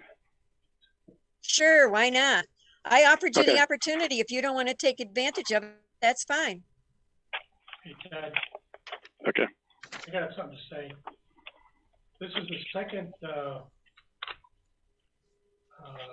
mental comment that's been made at this meeting tonight about, the first was about Alzheimer's and now OCD. And I don't really appreciate being accused of having some sort of mental disorder. And I think it should be in our rules to, I thought we were going to go through with proper candor, and this kind of stuff's got to stop because there's been people reporting to me that the mayor is talking about board members having dementia or Alzheimer's. And that is cause for lawsuits, and it better stop. That's all I have to say. Disgusting.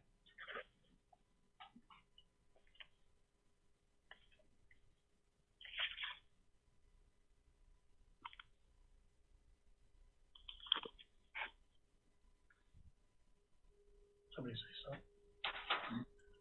Oh, when I said OCD, Pat, I'm talking about me. I like this. I like this new way of making sure everything is perfect. I think it's what we should have done years ago, and that's what Pat or Bob tried to do starting in 2020 because everything was such a mess. I like being on top of things. But now let's go to new business. Mr. Bates, would you like to talk about our health insurance proposal, please? Sure. So we went over this in the work session. Like I said, I wasn't presenting it for a vote tonight. Kind of just wanted to formally present it to the board, go over anything that they immediately saw for question-wise or wanted to discuss further. But I guess the plan would be to put this on, if it's acceptable, at the February 1st meeting. And between now and then, if there's any questions or any details you want me to explain, I can do that. Or, really however you want to handle it. So, like I said, there are some differences. Most of them are itemized as, comparable or better. And that's really what we're looking to do with this program. So, if anyone has questions, or we're just plan on, bringing this back up at the next meeting. Okay. Does anybody have any questions? So this is for employees, retired employees over 65? Yep, over 65 retired village employees. For years, they were always on our active plan. In 2012, we carved them out to a Medicare Advantage plan with Excellus. And this would be taking that same, group of retirees and just kind of shopping that plan around. And what we were able to find was a comparable plan with Humana that we are looking at going on. So you're correct. It's just that group of 65 and older retirees. And that's for all of them, for example, police, fire, and all that as well? Yep, they're all grouped into a village plan. So, and actually, just to further explain, the Teamsters unit is the only union that's separate from the village plan for active employees. So you have your active plan for the village, and then Teamsters has their own health plan. But when they retire from that Teamsters union, they jump on the village retiree plan. So this will include everyone from the village that's retired and over the age of 65. Okay, thank you, Anthony. Yep. Okay, so are we all set? Okay, now Ted, you've got, next is a lot of requests you have. Now we talked about them, some of them at work session. Would you like to take them one at a time again? Yes, we can do that. So I've got several motions to make here. And what I'd like to do is read the motion. The procedure we have in the new rules of how to do this. Somebody makes a motion, somebody seconds the motion, then we discuss it. And we make available if somebody wants to amend the wording. And then we vote on the amendment, and then we vote on the whole thing. So I'll go through this, and then we can have a discussion. The first motion that I would like to make is to authorize the clerk treasurer to send an email to the media company that we have hired, requiring them to make the following corrections to the village website within the next 3 business days, which is Thursday, January 21, to remove Cheryl Chapman's picture and caption that says mayor's assistant, to remove Cheryl Chapman's second picture under her title as trustee. And the next 3 don't belong on this page because this page is the mayor and the village board page. So to remove Alicia Stones, the secretary, to remove Anthony Bates and remove Bob McCurdick from that page, those 3 are already on the website page called officials.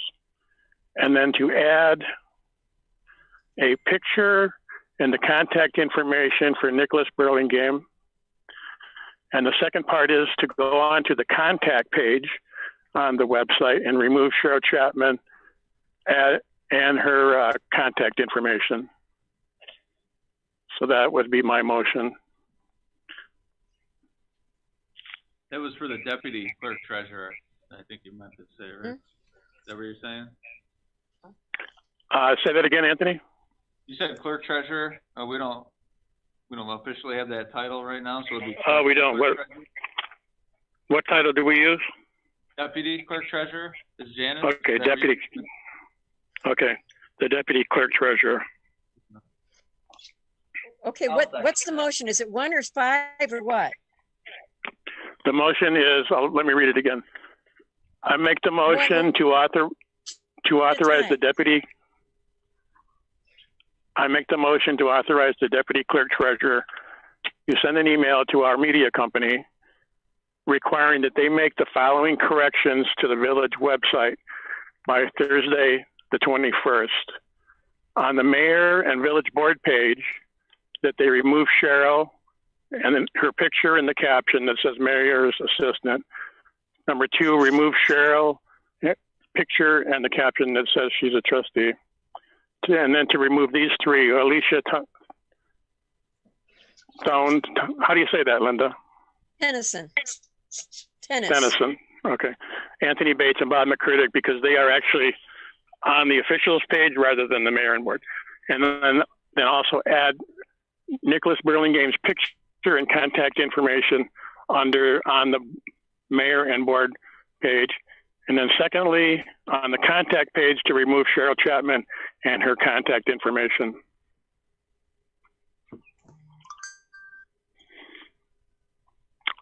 So that's the motion, and then it would need a second. I'll second it.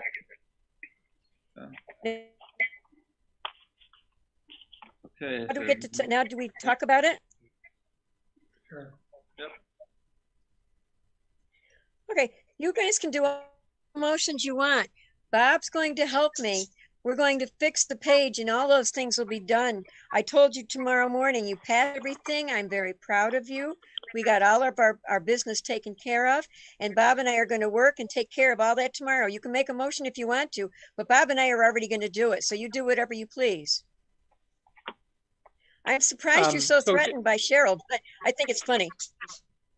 I just want to clarify that I'm certainly willing to help in any you want, Mayor. But I've never talked to the media people, and I don't remove those names from the website.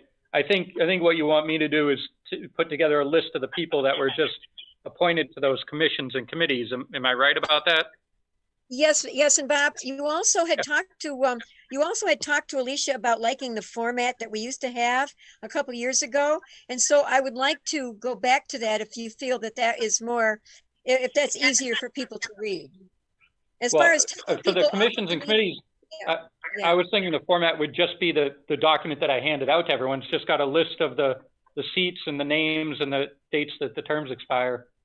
That was what I was going to be involved in. I think what Ted's saying is something different about changing information that's on the website to update it to reflect, Nick's election and Cheryl's no longer there. I don't think I'm involved in that part of it. I just want to clarify that. I'm not trying to contradict you, Mayor. I'm just trying to clarify. Okay. I thought you were going to help us with that form, and that was part of it, is putting all our new board members and their new pictures and stuff. I'll get with you and we'll just work out the format. I just want to make sure the format is easily read, and you and Alicia had been talking about making it neat, and that's all I was working on. And yes, we're going to put all the new trustees and take all the old ones off, including the ones from 2019. We're taking them off too. I thought that might be nice since it's 2021. So yeah, we're going to correct all that. But if they want to make the motion, let them go ahead and make the motion, and we're going to correct it anyhow. So whatever way they want to do it is fine. So, Mr. Bates, if you like the motion, the motion was made and it was seconded. So, we'll do a roll call. Yes, please. Would you do that? Sure. Trustee Burlingame. Yes. Trustee Dorner. Yes. Trustee Warner. Yes. And Trustee Konechny. I'm going to abstain and hope that the system is going to work out. I think it's really silly. Abstain. That was an abstain? Yeah. Yes.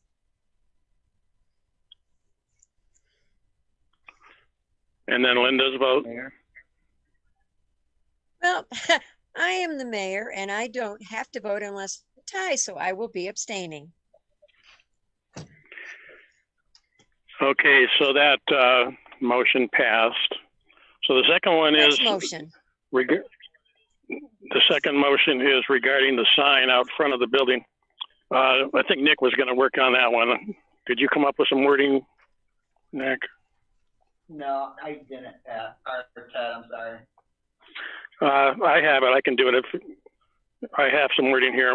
So I'll make the motion to authorize the deputy clerk treasurer to send an email to the appropriate village employee requiring that the following corrections be completed within the next 3 weeks, with a progress report given to the village manager by February 2. And the changes would be changing Anthony Bates's title to village manager, to remove the attorney's name that's on there now, and 3, to replace it with Robert McCurdick as the village attorney. So I would make that motion. Just a clarification that number 2, we're removing the previous attorney. So it would, we can't remove it. We just have to put a plaque over it. It's like part of the sign. Yeah, that's okay. It's engraved in there, so. Hey, Ted, you got to make sure Bob's got a proper title. Attorney for the village. Oh, that's right. Attorney for the village. Okay, let's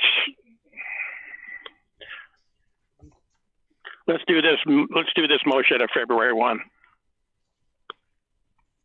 I'll withdraw that motion. Okay, and when you, as you withdraw it, I would like you to stop at the village and go look at the sign, because 99% of that's already done. But Anthony, I did not realize your name is not down there as manager. I will talk to the correct person in the morning and we will order that done. And Bob, I didn't understand about, it has to say attorney for the village. I will look and see how that's done. If it's wrong, I will have the man fix it. But the rest has already been done, so thank you very much. Next one, Ted. Yeah, those were the only 2 that I addressed in that motion. So no, the rest of the board, the rest of the things on that sign were not addressed. The third motion I have, it regards board advisory commissions. This is something we haven't had before, and this is what we would like to have for the village. So I would make a motion to approve the following resolution. In accordance with New York State law, New York State Village Law, number 4-412, parentheses 1A, the Endicott Board of Trustees approves the future creation of entities called Board Advisory Commissions, acronym BAC. Each Endicott BAC shall serve at the sole direction and the pleasure of the Board of Trustees, who may determine, including but not limited to, its purpose, its members, its chairperson, its duties, its beginning date, ending date, the meeting place and times of meetings, and the frequency of meetings. The Board of Trustees also approves that each BAC, Board Advisory Commissions, may hold their meetings in the rooms in the Village of Endicott buildings, and may, if needed, use village video, audio, conferencing resources, and other resources the board may approve, which the village shall provide. So that's the motion, and before we discuss it, we would need to have somebody second it. I'll second it. Now, how is this different than what you read as in the laws already? How is this different? I'm just curious. I don't have a problem with it. I just don't understand. So would you please explain it? Yeah, well, we've had, Linda, for years, decades maybe, we've had committees, village committees. They're not really legal things. Someone has just decided to form a beautification committee. Let's just pick that for an example. And sometimes it keeps going. You're talking about mayor's committees. Bob, would you please tell me why I can't have mayor's committees? You can have mayor's. Bob to tell me why. You can have mayor's But you want me committees. to have them board approved. Why do I have to have them board approved? Is that a state No, law or something I have to? No, you don't. You can have your own advisory committees, and those don't need to be approved by the board.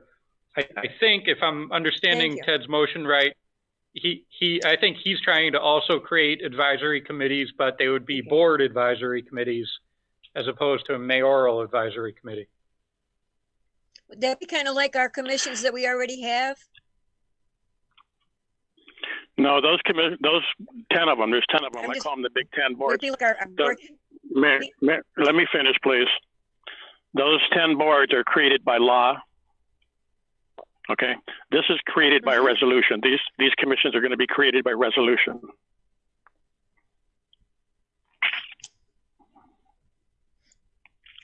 So are these like the Light Commission is only an advisory? That's one of them.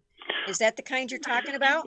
Those committees that I don't have a clue what you're talking about. Those boards, commissions, or committees have those names on there. The names many times there's really no definition of committee, board, commission. But we're just calling these commissions, we're calling them commissions. There's nothing in the law that defines what a commission is. We're just giving them that name. So these commissions that we will set up, it'll be just like the current, like I said before, the beautification committee. There's people on that, but that committee is really a mayoral committee, and they can only give you advice. We have no control over them. The board does not have control over them or any input. No. So these new entities called board advisory commissions will be set up by the board and will be directed by the board. Okay, well, I'm going to hold this over because this is all new to me. So I'm going to hold it over and we'll think about it and we will put it on for, Mr. Bates, would you please put it on for old business for our next meeting and we will discuss it again. And in the meantime, Ted, I would like you to write this all out and email it to me, please. I just stated it and Janice will be typing it in as the minutes. I know, but I like it in writing. I don't want to vote on something I don't see in writing, and I'd like it from you so that I'll understand that nobody. That's no problem. I'll make a copy. I'll cut and paste. Misunderstood. I'll cut and paste. That way I'll be positive it's exactly what you think. Good. Thank you. I'd appreciate that. That way I'll make sure it comes from you. Now, what would you like next, Ted? So to answer your question there, yes, I will cut and paste what I just read, and I will email it to you. Very good. So the third, what is it? This is the third one. The next, I have two more motions to make. One is, I make a motion to create the following board as of advisory commissions, acronym BAC, effective immediately in accordance with the Board Advisory Commission resolution approved by the board on whatever day we approve it. And these are the four that I would make a motion to create. These are the names of these commissions: Board Business Development Commission, Board Cleanup Endicott Commission, Board Temporary Refuse Commission, and Board Washington Avenue Revitalization Commission. So that's my motion, and we'll need a second to go forward with it. I'll second that. Okay, well, on some of them, we've already got these. And on Washington Avenue, we already have one. So you can have one if you want, but we will keep Delta and my advisors. So you'll have to get your own. But I will be holding this over too, because I haven't seen any of these before. We will hold these over and we will discuss them. And in the meantime, please get me information on it. Yeah, I'll email you that too. And just for everybody. Just for everybody's information, the current Avenue Revitalization Committee that you formed is a mayoral advisory commission. Yes. They can only talk to you and give you advice. Yes. So they're just like all the other ones. They can't use village boardrooms. Nope. They can't use village resources. Nope. But we can use the town of Union. Thank you very much. Yeah, and we can't use village employees on that either. Nope, there's no employees on it. None. So in effect, In effect, if you continue with that is just a committee that can give you and only you advice. It's a personal Linda Jackson committee. We will be setting up the committee that covers the official committee for Washington Avenue Revitalization Committee. Bob, would you please explain to him why I can keep Delta? We already discussed this. Delta has already been hired. Yes, So, they're only I my think we're talking advisor. about a lot of different things right now. So, Yeah. Mayor, you can have a Washington Ave revitalization mayoral committee, advisory committee. But remember what I told you. You can't use any finances, any money, any village property, any employees. No. So to the extent that you're just asking for people to volunteer their time to give you advice on Washington Ave, you can do that. But you mentioned Delta, though. You told me Delta was you told me that was a subcontractor and that I could use them. Well, you can use them as yes, to the extent that the village has subcontracted with Delta to provide advice on Washington Ave, you can use them, but not as part of the mayoral advisory commission, because that would be using village funds for your own mayoral commission. No, all he's So going to you do can is just give me advice. Yeah. Like anyone who the village contracts with to provide advice, you can reach out to Delta, but they wouldn't be on your mayoral advisory committee. Okay. They wouldn't be members of that. Well, that's okay. I do want to make one statement. You guys didn't put any time into this. I have been working on this for 4 years, but you want something because you have nothing to campaign on. You didn't do anything last year. You're looking for something to make you look good, and you want to steal Washington Avenue. You want to get involved in something you weren't even involved in before. And you know something? It's not going to work. The men that I have on I did have on my committee for infrastructure now only work for Delta. I no longer have any employees. And if you think you're going to steal the glory, think again. So you can play all the games you want to. And Ted, I'm tired of your upstaging. I am tired of you being condescending. I am tired of you being nasty. And I'm tired of you showboating. All these people are your little friends, and that's fine. You want to play these little games, that's fine. So you do anything you want to. Now let's go on to the next topic. Ted, what would you like next? Mayor, I'm not finished. Are there currently any village employees on the Mayor's Washington Ave committee? No, there is not. Anthony, you're not on that committee? I'm on that committee. Anthony is a village employee. Anthony can volunteer his time to be on there if he wants to. He's not on there as a village employee. He is on there as a resident. And he has that right. And he is the only one. Work hours? No, and you know what? His work hours, he works about 60 hours a week. So I believe if he wants to take 2 hours off in the middle of the afternoon, he can do that. He can take a long lunch hour. He can take a long coffee break. If you knew the hours that man was here, you'd mind your own business. I'm not questioning Anthony's dedication. Good. So now let's go on to the next one. No, the thing is, you want to try to take it away. You've made that very plain that you wanted to take it all away. Why can't you just work with me? Why do you have to try to take it away? Why can't you work beside me? Why can't you do something constructive? Why do you have to be so Linda, antagonistic? We had nice talks, Nick. We had real nice talks. And I don't like the fact that you're antagonizing now. I don't know why you went for Washington Avenue. If you have all these other great plans, who cares about Washington Avenue? Who cares?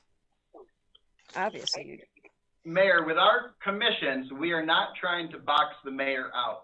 The reason in my mind that we would have the board commissions is so we all can be involved rather than a select group of people appointed by you alone.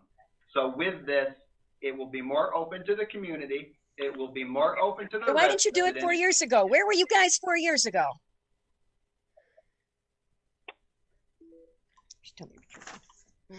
Can we go on to the next thing? What would you like to do next, Ted?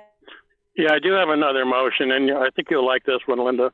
But before I do that, I'd like to just answer your question. 4 years ago, you asked where I was. 4 years ago, or 5, whatever it was, this district of 8 or 10 counties won $500 million in the URI grant writing or grant contest. Out of the 500 million, 20 million was given to Binghamton, JC, and Endicott, and they were going to split in some kind of a formula. It came down to 2 weeks before the deadline, and we were guaranteed a part of that $20 million. There was only 2 weeks to go. Binghamton had already, and all you got to do is send in paperwork. And so Binghamton had sent in their paperwork. Johnson City had sent in their paperwork, and the village 5 years ago or 4 had never sent in their paperwork for this money. All they got to do is fill out the papers and they would get the money. So what I was doing 4 years ago, I went to the board at least 2 different times and said, we only have 2 weeks left. We need to fill out the paperwork to get our name in the pot for this money. So if it wasn't for that, and if it wasn't for the help of a lot of people, including some Dick Testa and some of the people at Endicott Proud, we probably would never have got our name in under that for that part of that 20 million. And luckily, we were very lucky. Of the 3 cities, we got 12 million of the 20 million. So I'll go on to my last motion. And I said that you would like this, Linda, because it contradicts what you were just saying, really. So what did we do with that last one? We had a motion and a second. We held it over, thank you. Okay. So the third motion is this. I'd like to make a motion to appoint the following people to the Washington Avenue Revitalization Commission, effective immediately. Now, these are just 4 for starters. This is just, really, I'm just doing this because I know there's a meeting next week.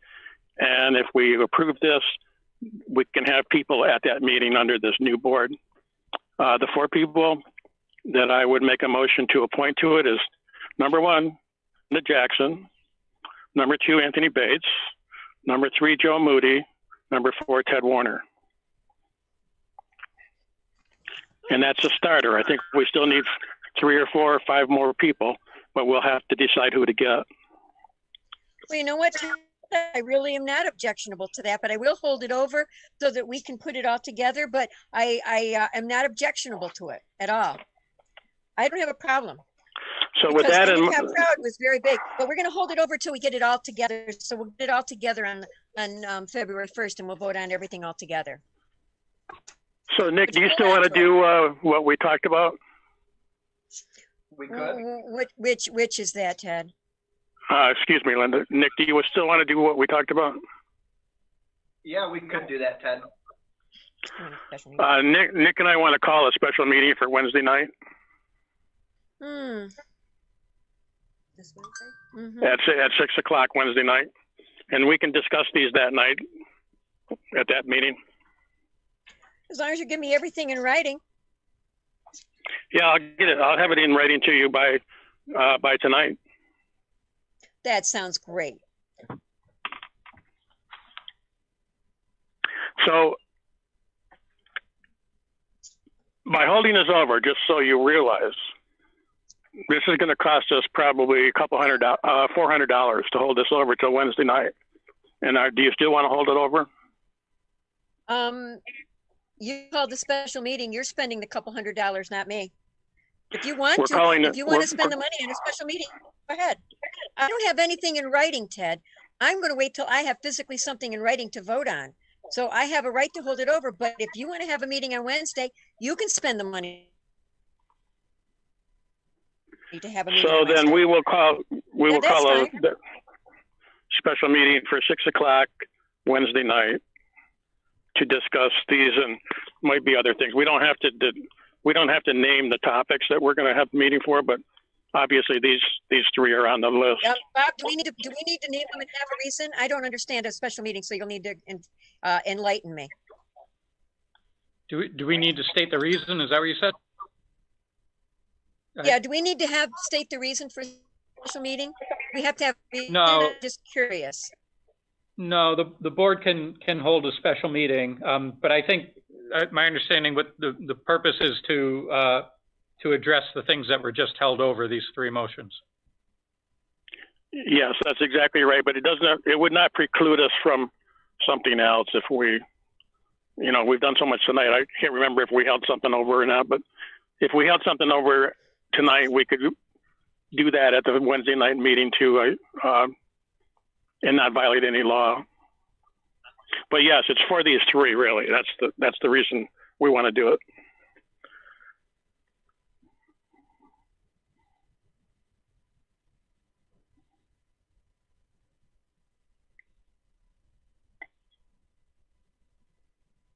I'd like to make a comment, if I may. The mayor asked what I was doing 4 years ago. And 4 years ago, I was earning a living running a company so I could pay an exorbitant amount of real estate taxes that I pay in the village of Endicott.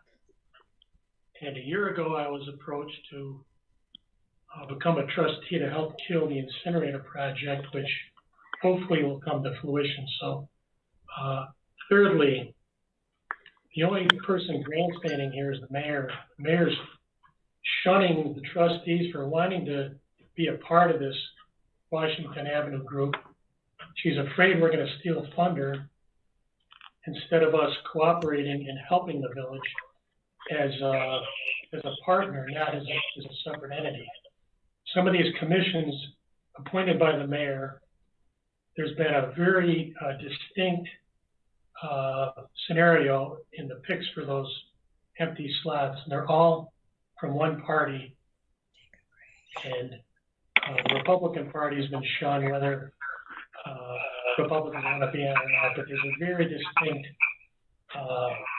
flow to the mayor's appointees. So this commission, or its series of commissions that Ted's talking about, will be an independent group across the board.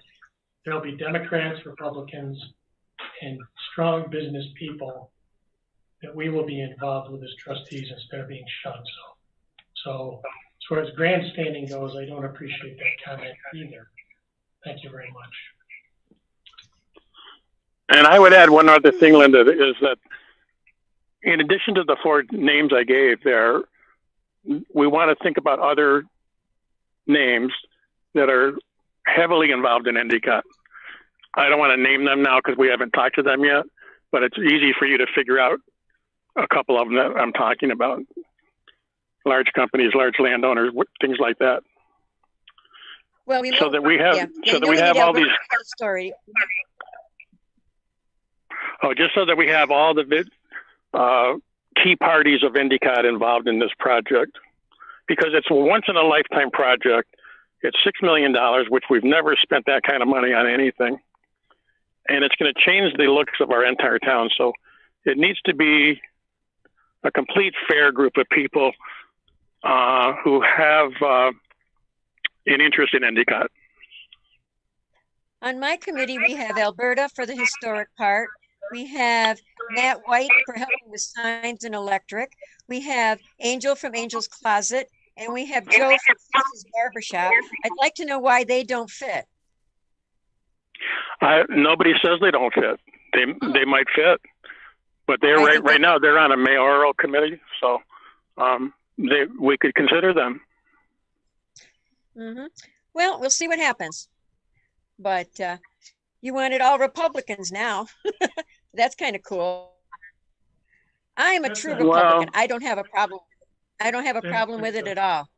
That's an accusation that is. But anyway, what else would you like to propose, Ted? Anything new? Well, first of all, before information goes out there that may or may not be true, I have no idea, and I don't care one way or the other what party Joe Moody belongs to or what party Anthony Bates belongs to.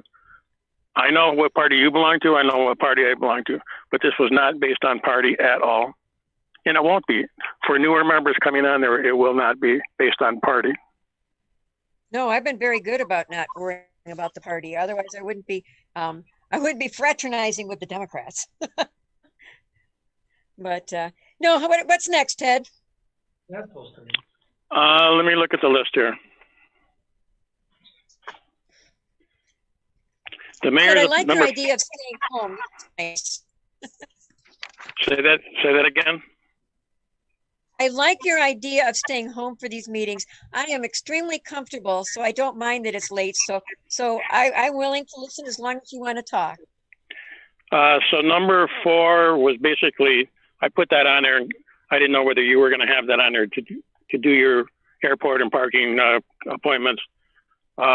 We talked about the trustee's office in the work session, so we can eliminate that. We did the meeting procedures and the agenda, which needs to be in the minutes. We did that. Committee appointments from January 1. We can eliminate number 9, and we can eliminate number 5. But I will bring up number 5. There's one thing that we do want to do is to set up, and at the next meeting I will bring information as far as what the cost for printing and the cost for mailing is. But the village has no method of communication other than Facebook, and that's a very unprofessional way for the village to communicate with the public. Amen. So Amen. I agree with you 100%. Who's that, Linda? Is that Linda? Or I agree. I agree, Ted. Okay. No, it's me, Ted. It's Linda, and I agree with you 100%.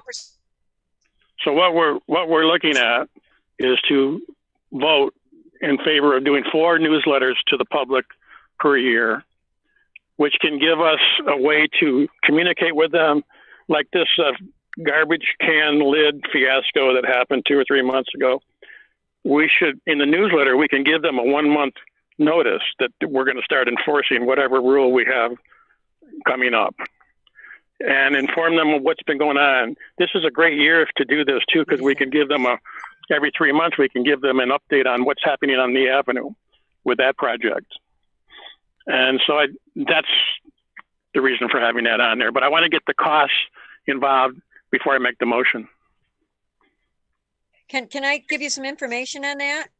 For the garbage, Yes. We sent all our summer help going door to door, and we gave every single household in the village of Endicott a notice on the garbage. So mailing out wasn't going to help. We had the kids go door to door. On the mailing, I wanted to do mailing. Back when I was a trustee, I went in to talk to Anthony, but Anthony didn't throw me out, but he wasn't excited about spending that kind of money. It's very expensive, and we've got a village website that gives us very good information. You're right, it's not as easy to navigate as it should be, and we do need to work on that. But mailings are a great idea. We're trying to find a way to put it in with our water bills or our electric bills or something like that to help with the cost. So we have been investigating that, so you may want to check into that. That might be another way to check into it. Well, I'm going to check into what it costs to print them and what it costs for the mailing. There's different ways you can mail it, which makes it cheaper. And for the Washington Avenue, Delta's doing it. You can't. I got to tell you this. This is exciting. I really got to tell you. You're going to love. Well, let me finish. Let me finish what I was saying first. Delta is right. Is hand delivering. Let me finish what I. Okay, I won't tell you. I would just like to finish what I was saying, and then you can. I'd like to hear what you said. That's okay.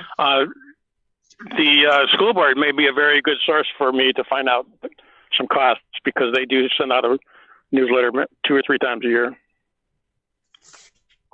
So now I'm done. It's your turn. No, that's okay. We'll talk about it when we have our commission meeting. So what's next on the agenda? Do you have anything else you'd like to talk about? If you don't, we can go to our second hearing of visitors. That's the extent of my list. Okay, then let's go to the second hearing of visitors. Mr. Bates, it's all yours. Okay, I have Diane Hunter.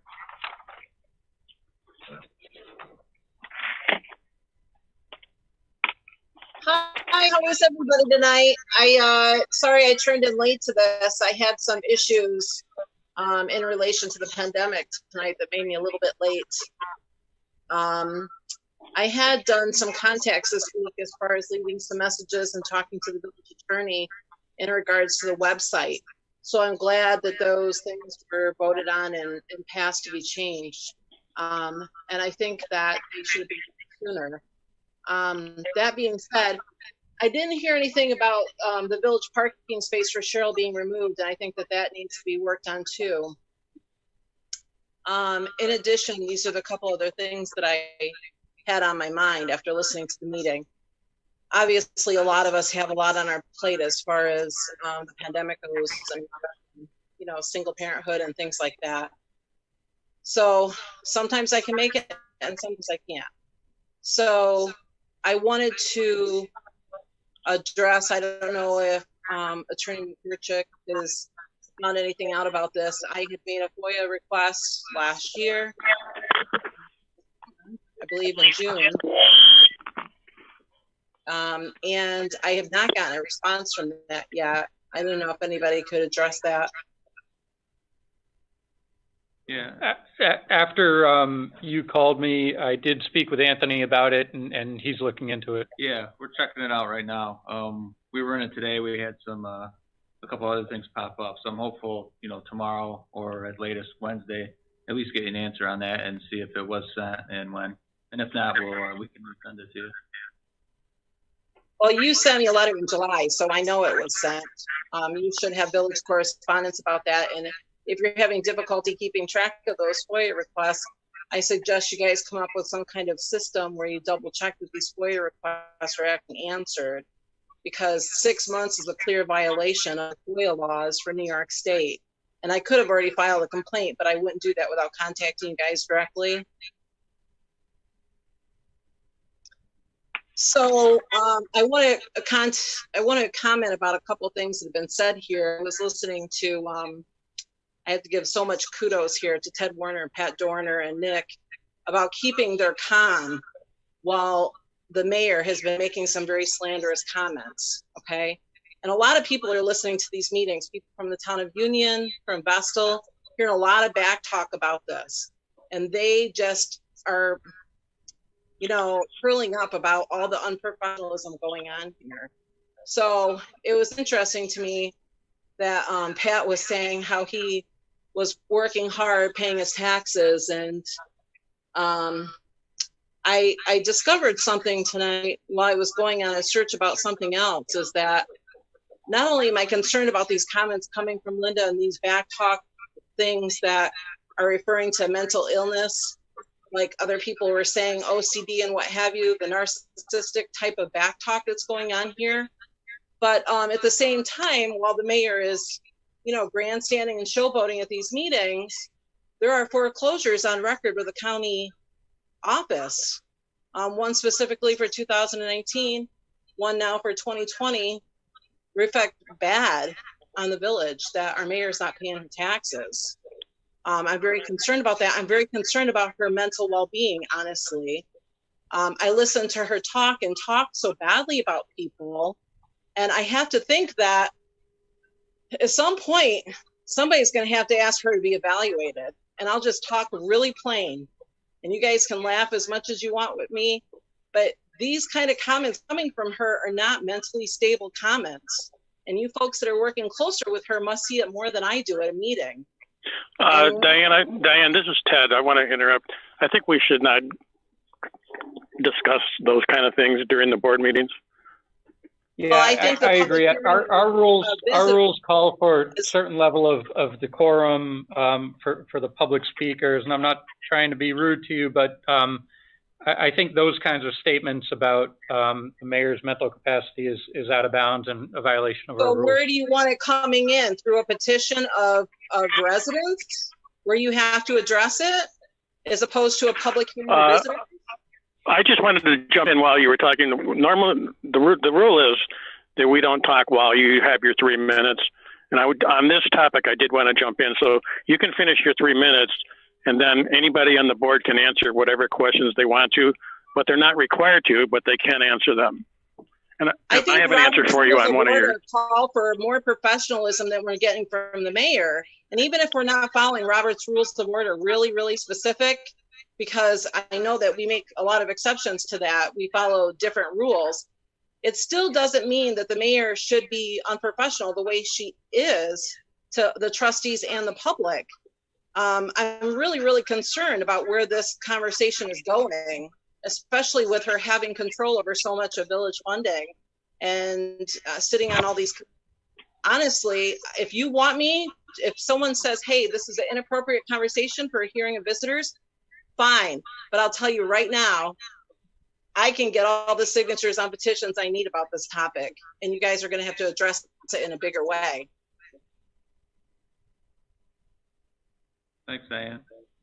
Thank you. I think this is Ted. Do you mind if I just chime in here? And I apologize, my laptop just ran out of batteries. But I just want to kind of nip this in the bud. We've heard a number of people make comments about other people's mental faculties, and Pat shot it down before, and I think, and he was right to do that. And I think we need to be very careful about some of the comments that are being made in that regard. It's not only in bad taste, but I think it also crosses a line we don't want to cross. Look, I think everyone's trying to do the best they can. People have different opinions on where they stand on various issues, but let's just not attack people's mental capabilities. I would just ask that of everyone involved.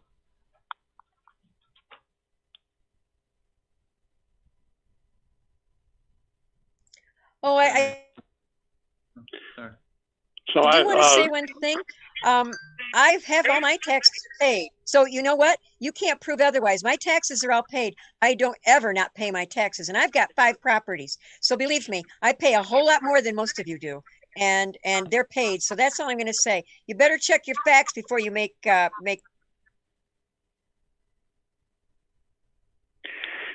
Diane, this is Ted. Hi, how are you? I wanted to say thank you for the kudos you did for Pat and Nick and myself. And when you brought up the comment or the question about the website, we addressed that earlier. I think that was before you got on tonight. And we passed a motion for them to fix that website by Thursday, which would take Cheryl's information off and put Nick's information on. And so that was the only comment I had.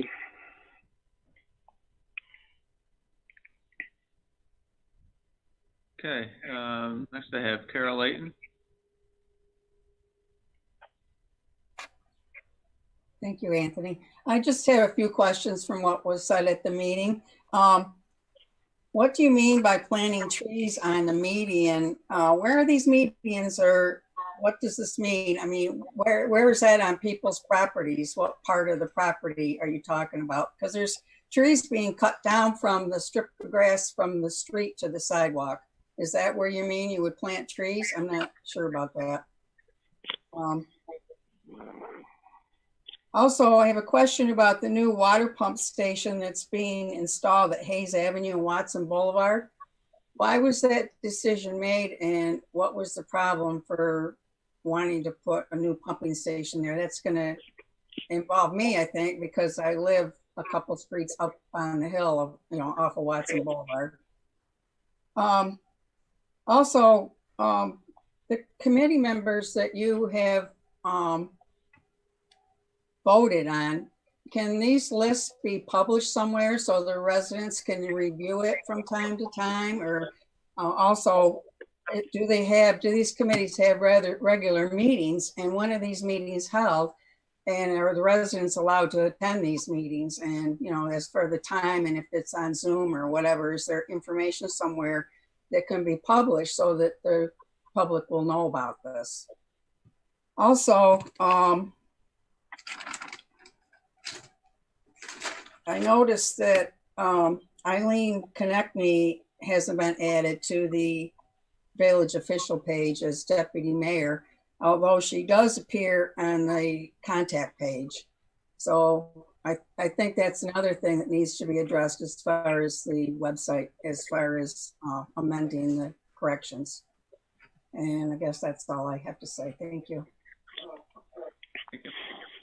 Yeah, hi Carol, this is Ted.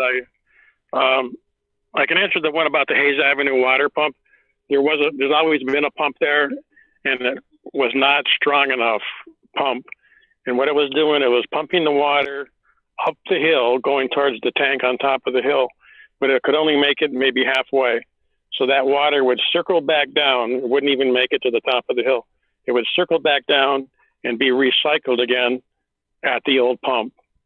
So the water board, I think this is Anthony can tell you the exact cost, but it's like, I think it was $500,000 or $600,000 to put a new building there with a new pump.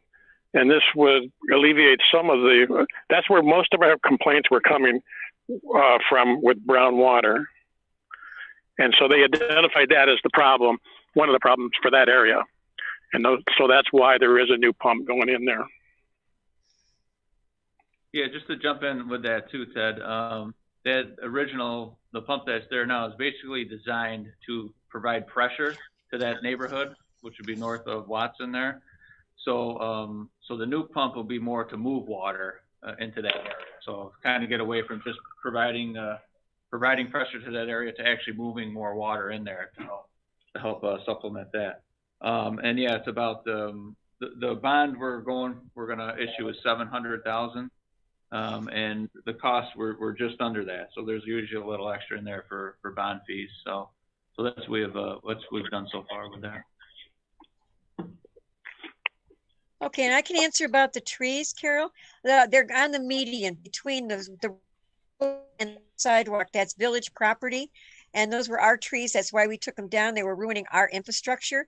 But to put more trees up, I'd like to put them on the medians on anyone who would ask for it. Back when Carino was mayor, she sent around a letter or she put it on the news or something, and we all wrote in and asked for a tree, and anybody who asked for one got one in the median, and the village planted them. And that's what I would like to do, and not just for but for everyone, so that everyone has a chance to have one. But I have to talk to Cornell first to see what kind of trees we can use, because we can't afford to have it ruin our infrastructure again. It's just way too expensive.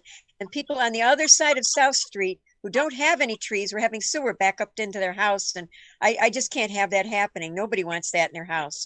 So that's where we're going to plant them if we can. So one more thing to add, which I already added earlier in the meeting, was that the question whether Linda, the mayor of the village, has the right to make that decision on her own, or does she need to go to the Board of Trustees for that decision? And was it elm trees or ash trees that, and maybe that's because of disease problem? So those things people might have a complaint about. I don't know the answers to those questions though.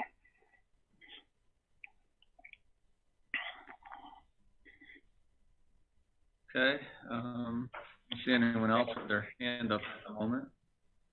I could try the phone numbers again. About 748-8095.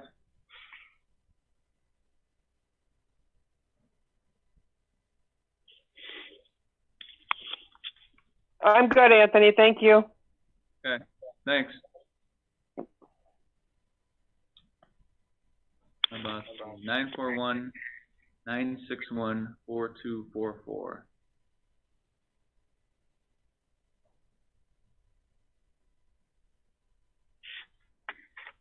Have a call in here one.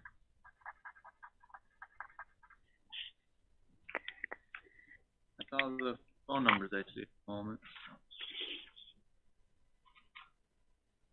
Oh, and Terry Farrell. Thank you, Anthony.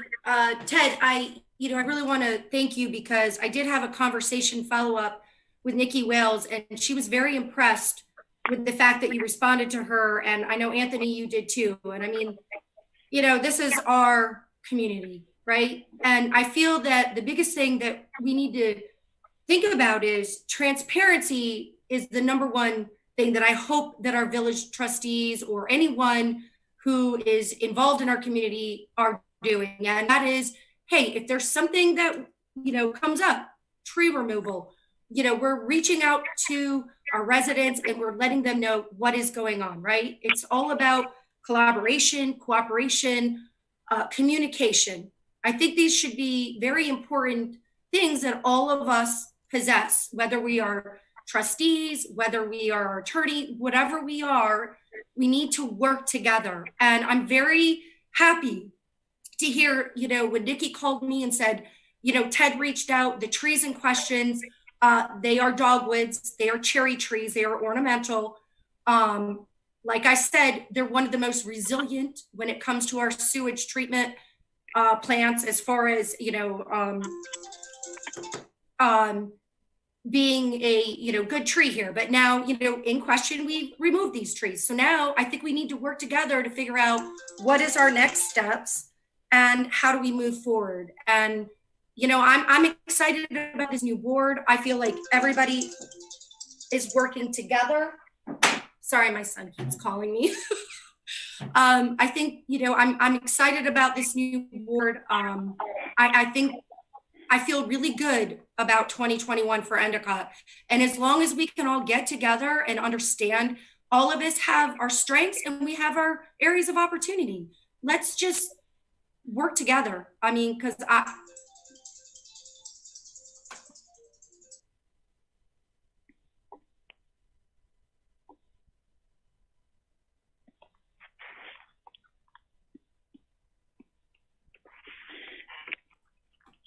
sorry, my son keeps calling from upstairs. We'll have a little time left if you want. You know, no, I mean, that's all I want to say is that you know, I've been coming to these village board meetings since last year, and you know, I just you know, I just want to do whatever I can to make Endicott a hometown for everyone. Make it a good place to raise families. That's what I want to do. And however I can do that, I think we all should work together.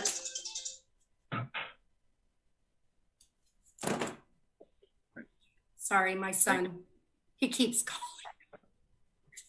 Thank you. He's in quarantine, so I think he's a little, he's had enough. Thanks.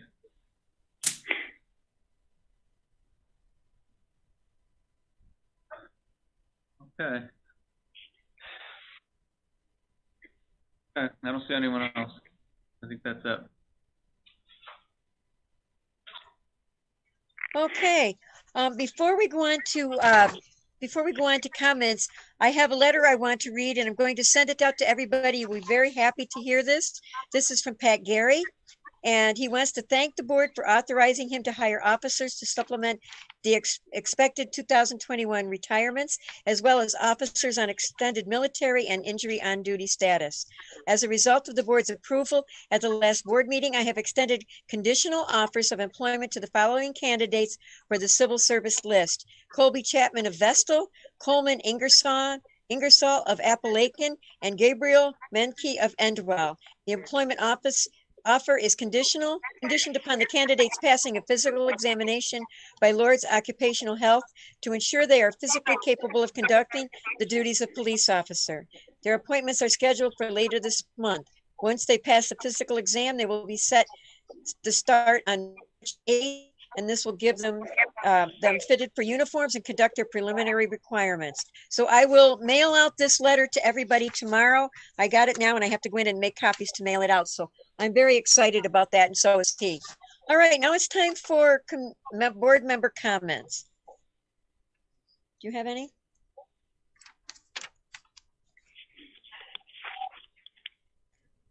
No. Well, Nick, why don't we start with you?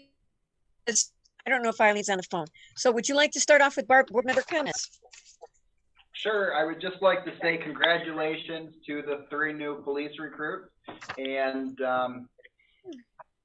I really would like to work towards a friendlier atmosphere here. So hopefully we all can, you know, find some common ground and move forward for the betterment of Endicott. I think that is really important. That's all I have. Thank you. Thank you. All right, Pat, would you have any comments you'd like to make? Yeah, I want to echo on what Nick just said. A lot of flammable things have been said tonight, and I really detest controversy, if you can believe that or not. But when my integrity or my character is questioned, I will immediately fight back and defend my personality or my work. But I too would love to have a better flow in these meetings and get along. I'm all for that. So that's all I have to say. All right, thank you. Ted, do you have anything you'd like to say? Yes, I would just like to thank the people on Zoom again tonight. Sincerely, thank you again for staying with the village, keeping track of the village. I'm glad you're interested in the village. It's great to know we have this many people on a steady basis that are interested. And so I sincerely thank you for that. And you've done this for the past 10 months, I believe. Tonight was a longer meeting than probably normal. It was our first time working through the new meeting procedures. And but I'm very happy. I'd actually like to congratulate the board for doing pretty good for following our new rule of not interrupting each other. And that's it. Okay, Arlene, are you on yet? I am. Do you have any comments you'd like to make? No, I'm good. Okay. All right, in closing, Nick, I've always wanted to work with you. I love the fact you come in to visit with me.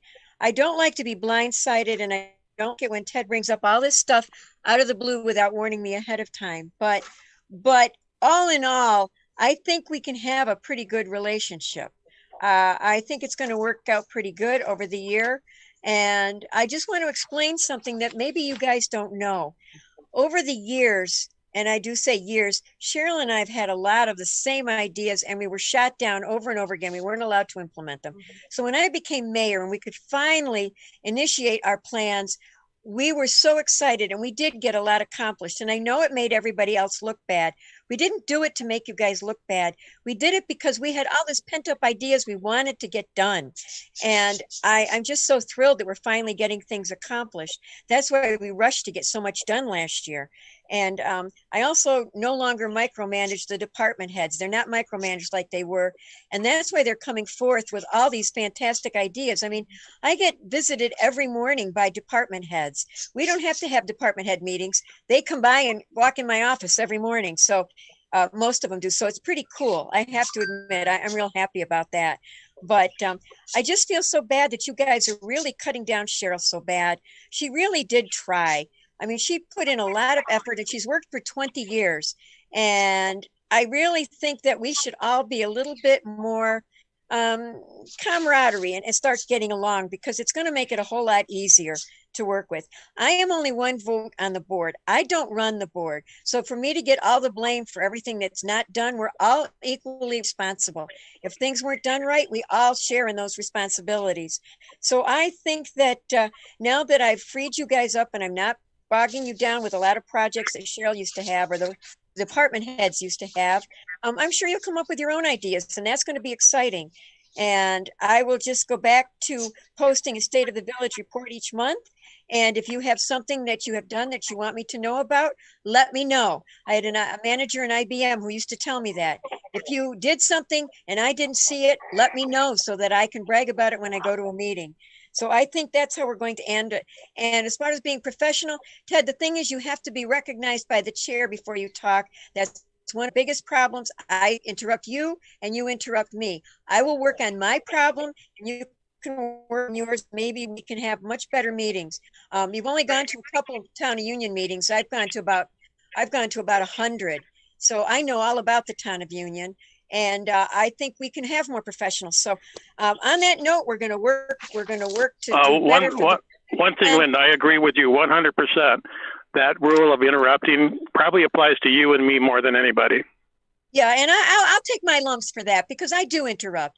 I think you and I are both hot-headed. And like Pat said, when I hear somebody calling me a liar or telling me they're going to send the FBI after me, I am going to get defensive. But that's human nature. And I realize as the mayor, I need to curtail that.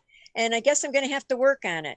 And so I don't have a problem admitting that I'm wrong, because I'm wrong so much of the time.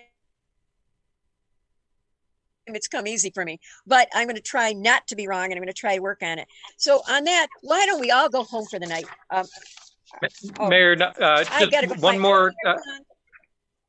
Yes, Mayor, one more housekeeping matter. Yes. Did you guys want to do resolutions for the February 1st and February 15th meeting for a work session at 5 and the meeting to begin at 6?